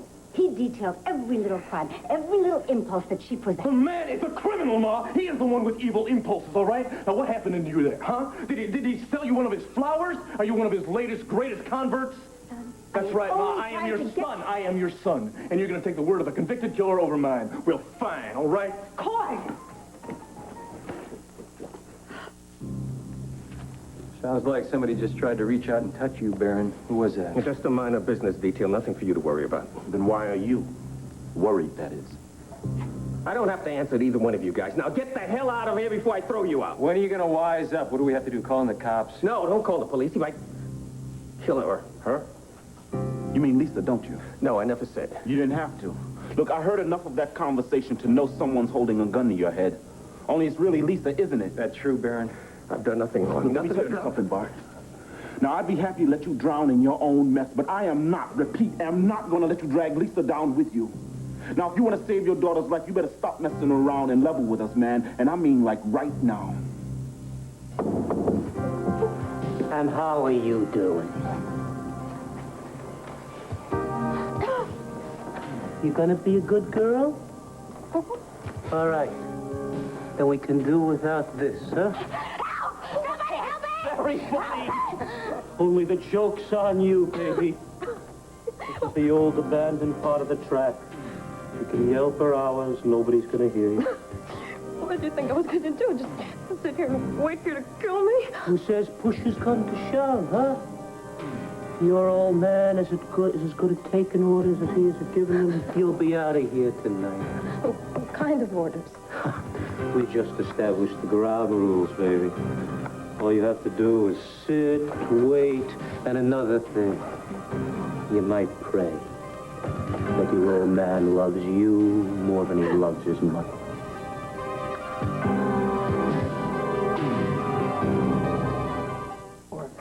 Well, in that case, put a file in it. Maybe we shouldn't send it. What do you mean? You know that this is her favorite kind of cake. Besides, I think it'll make her think of home. Which she doesn't want to come back to. Connie, think about this for a minute. We send her a cake there. That's as if we're saying to her we're learning to accept that she's going to stay at the Waterside Inn. It's only a chocolate cake. Are we supposed to pretend that joy doesn't exist anymore, that she's never going to come home? Wait a minute. Let's not fight about a cake, all It's right? more than a cake, Dee Dee. You can bet on it. All right, it's about losing hope that she's ever going to come back here, but us fighting isn't going to help anything, is it? Let's face it, we need an angel to go to the Waterside Inn and bring her back here.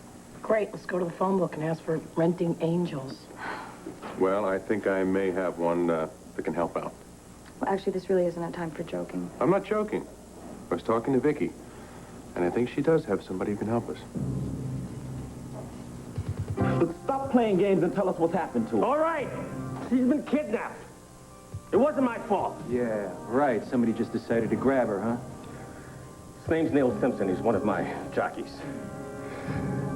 Well, he piled up a gambling debt and came to me to bail him out. When I refused, you can see how I've been rewarded. Yeah, well, what do you expect when you go around drugging horses and murdering people? Simpson tried to put the touch on me. It had nothing to do with committing crimes about which I know nothing. You can feign innocence all you want. We both know what you've done. Look, you two can keep on arguing, but in the meantime, Lisa's life is on the line. And damn it, I'm going to do something about it. What are you doing? Calling the cops. Do that and she's as good as dead. What, you going to let that creep get away with his bluff? What if he's not bluffing? You think I'm going to play games with my daughter's All right. life? Let's say we don't call the police. What do you propose we do? You? Nothing. But I've got $50,000 that Neil demanded. I'm going to pay him off. And he's going to let Lisa go, and that'll be that. And that's all there is to it? She's my daughter, Vernon. I'll do what I have to do to get her free. The money's not going to save her. Wise up, man. Your pal Neil's not going to stop until you're bled dry. And then, even then, it's no guarantee that he'll let Lisa go. Man, he can waste you and Lisa when you make the drop. He'll kill her for sure if I do nothing. Who says we're going to do nothing? Listen, I don't want any part of your harebrained plans, Vernon. I've told you guys too much of it as it is. Now get the hell out of here. Listen, Bart, you can't go through with this, man. I can and I will. And if you call the police and get in my way in any way, I give you my word, I'm going to hunt you down, both of you, and kill you myself. Let me tell you Forget it, man. Let him handle it his own way. Just hope for Lisa's sake he's right.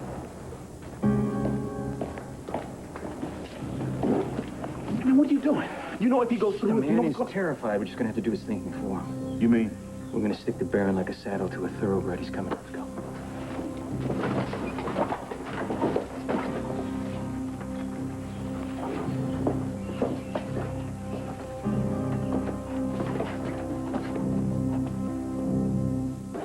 All right, Richard. I suppose if you can accept Tina, warts and all, I can stand the thought of the two of you being together. Besides, you're right. It's not my business to tell you how to run your life. I still value your opinion. Yes, well, my opinion is, of course, colored by my past dealings with Tina. It has to be. And as hard as I have tried to put the past behind me, certain things keep cropping up that make it very, very difficult. Certain things like Mitch Lawrence? Yes? Yes, Mitch Lawrence. I will never forget the pain and the suffering he caused me and my family with Tina standing right at his side. But Vicky, Tina has Oh, I know. She was his victim at the end, I know. And now she's a new woman. All right, Richard. If she is indeed a new woman, it is to your credit and only your credit. I just want to say this one thing. I pray that this marriage gives you everything that it's going to give Tina. We'll have your blessings then? Oh, honey, you don't need my blessing. Of course you have my blessing. I only want what's good for you always. You must know that, you silly thing. Oh, Richard. Excuse me. I'm looking for Victoria Buchanan. Well, you found her. Yes, I'm Vicki Buchanan. How can I help you? I'm Roderick Harmon, and I'm here to help you. Mr. Harmon. My goodness, yes, excuse me. Richard, it's all right. I was expecting Mr. Harmon. We'll talk later, okay? Thanks, Vicki. I'm so sorry. If you'd let me know you were coming, I would have had a car meet you. That's okay. I took the first plane I could from San Francisco. There's no time for amenities. Are you ready to begin? I understand there's a flight at stake. Yes, there is. And we've made no arrangements pending your advice. Good. And there won't be a duplication of effort.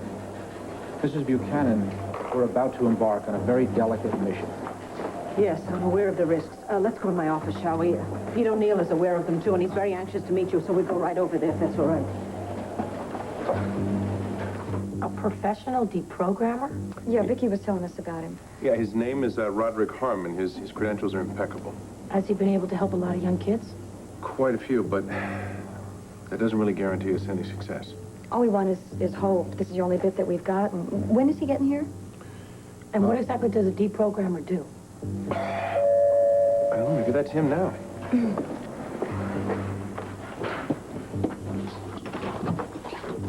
Hi, I have a telegram for Mrs. Bo Buchanan. I'm Mrs. Bo Buchanan. Here you are. You could just, yeah. Sure.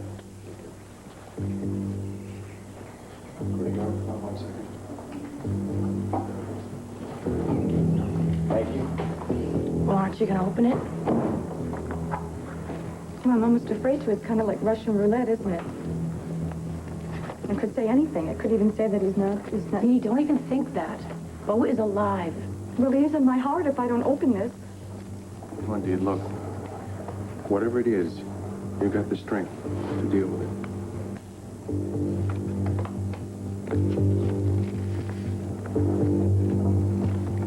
You don't know my father. And you do?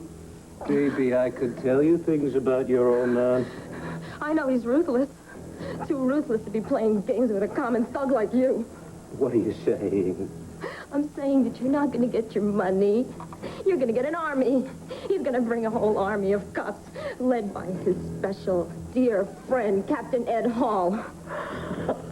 I'm terrified. I'm out of my mind with fear. I'm so scared I could burst out laughing. Keep laughing.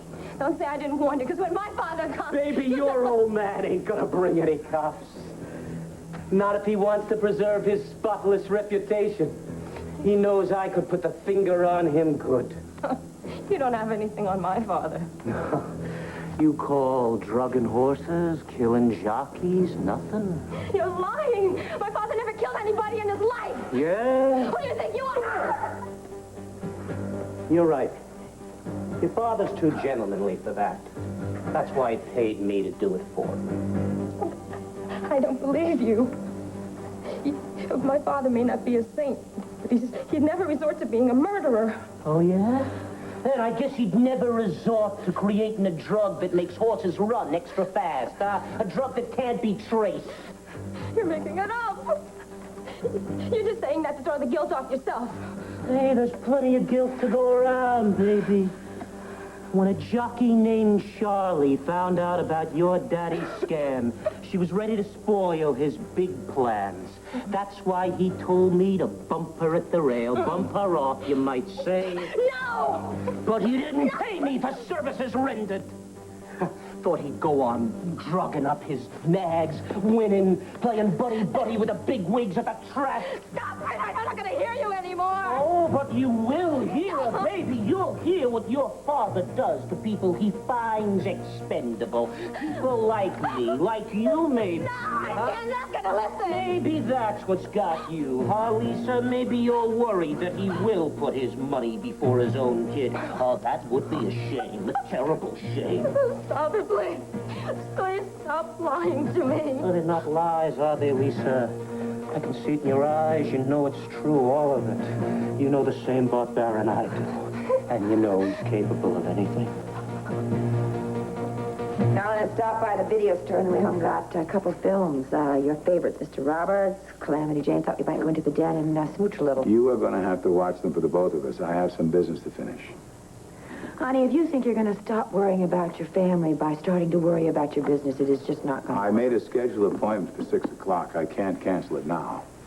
What kind of an appointment is so important that you can't cancel it? The butler told me to come right in. Maria, what are you doing here? Pam, I told you I had some business. Come in, Maria. I want you to know I would never have come here unless it affected my son's happiness. It does. Pam, be so kind. I wouldn't be. I'd like her to stay. I trust her. All right, I'll get right to the point. Maria, what I'm about to say is of the utmost importance. This could be one of the biggest decisions you'll ever have to make. Dee? Come on, Dee. Is it good news or what? Well, judge for yourselves. It says, new search party headed toward Cambodian border. Bo and his men presumed in deepest jungle with no communications to the outside world. May have built temporary camp to ride out monsoons. I know he's alive, and I intend to find him. And it's signed, not Clint. Well, sounds good to me. Yeah, he sounds very encouraging. Yeah, and you know Clint, Mr. Understated. He's probably trying to hide his optimism from us. He probably knows exactly right where Bo and his men are. Okay, just stop it, all right? I know exactly what Clint's saying. Dee Dee, he's trying to offer some hope. He's a very clever writer, and he writes in the positives on the surface. You read between the lines here, he doesn't know where Bo is. Is this Dee Dee O'Neill talking? The world's greatest optimist? Now, if Clint says and knows that Bo's alive, Dee Dee, you can believe him. I want to. I really want to. Then you do it. You're an O'Neill. Let me tell you something. The O'Neills never give up hope. You take this back. Because we're going to find Bo, and we're going to bring him out of that jungle. The same way that the O'Neills are going to get Joy away from Mitch Lawrence. And you can make book on that.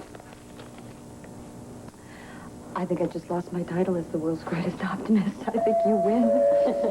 You guys expecting another telegram? I hope not. No, hopefully that's... Pete. Vicky, perfect timing. Good. This is Roderick Harmon, Pete O'Neill. Hi, Harmon. Mr. O'Neill. I brought him as soon as he arrived. Please, come on. Hi. Dee Dee. May I introduce Roderick Harmon? These are the sisters of the young lady we're trying to save. This is Connie O'Neill and Dee Dee Buchanan. Hello, ladies. I'm counting on you for your help. Not half as much as we're counting on yours.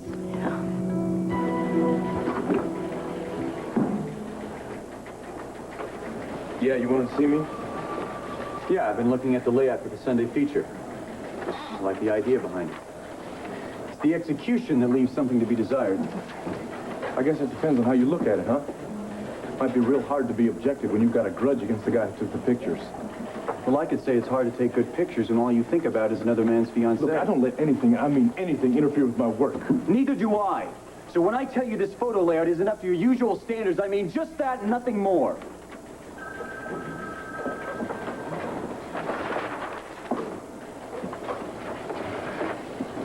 Yeah, all right.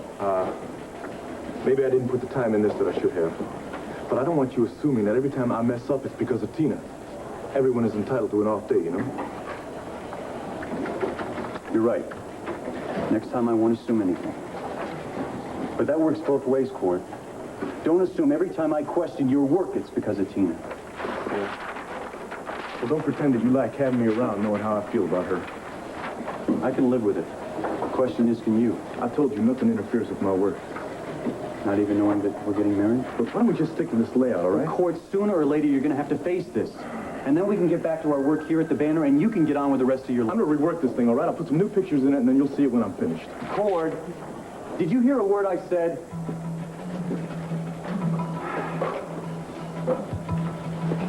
Of course, when Pamela told me about your conversation at the inn today, I was very concerned. I figured you would be. Not so much for me. For you and your fine boy. You mean your grandson?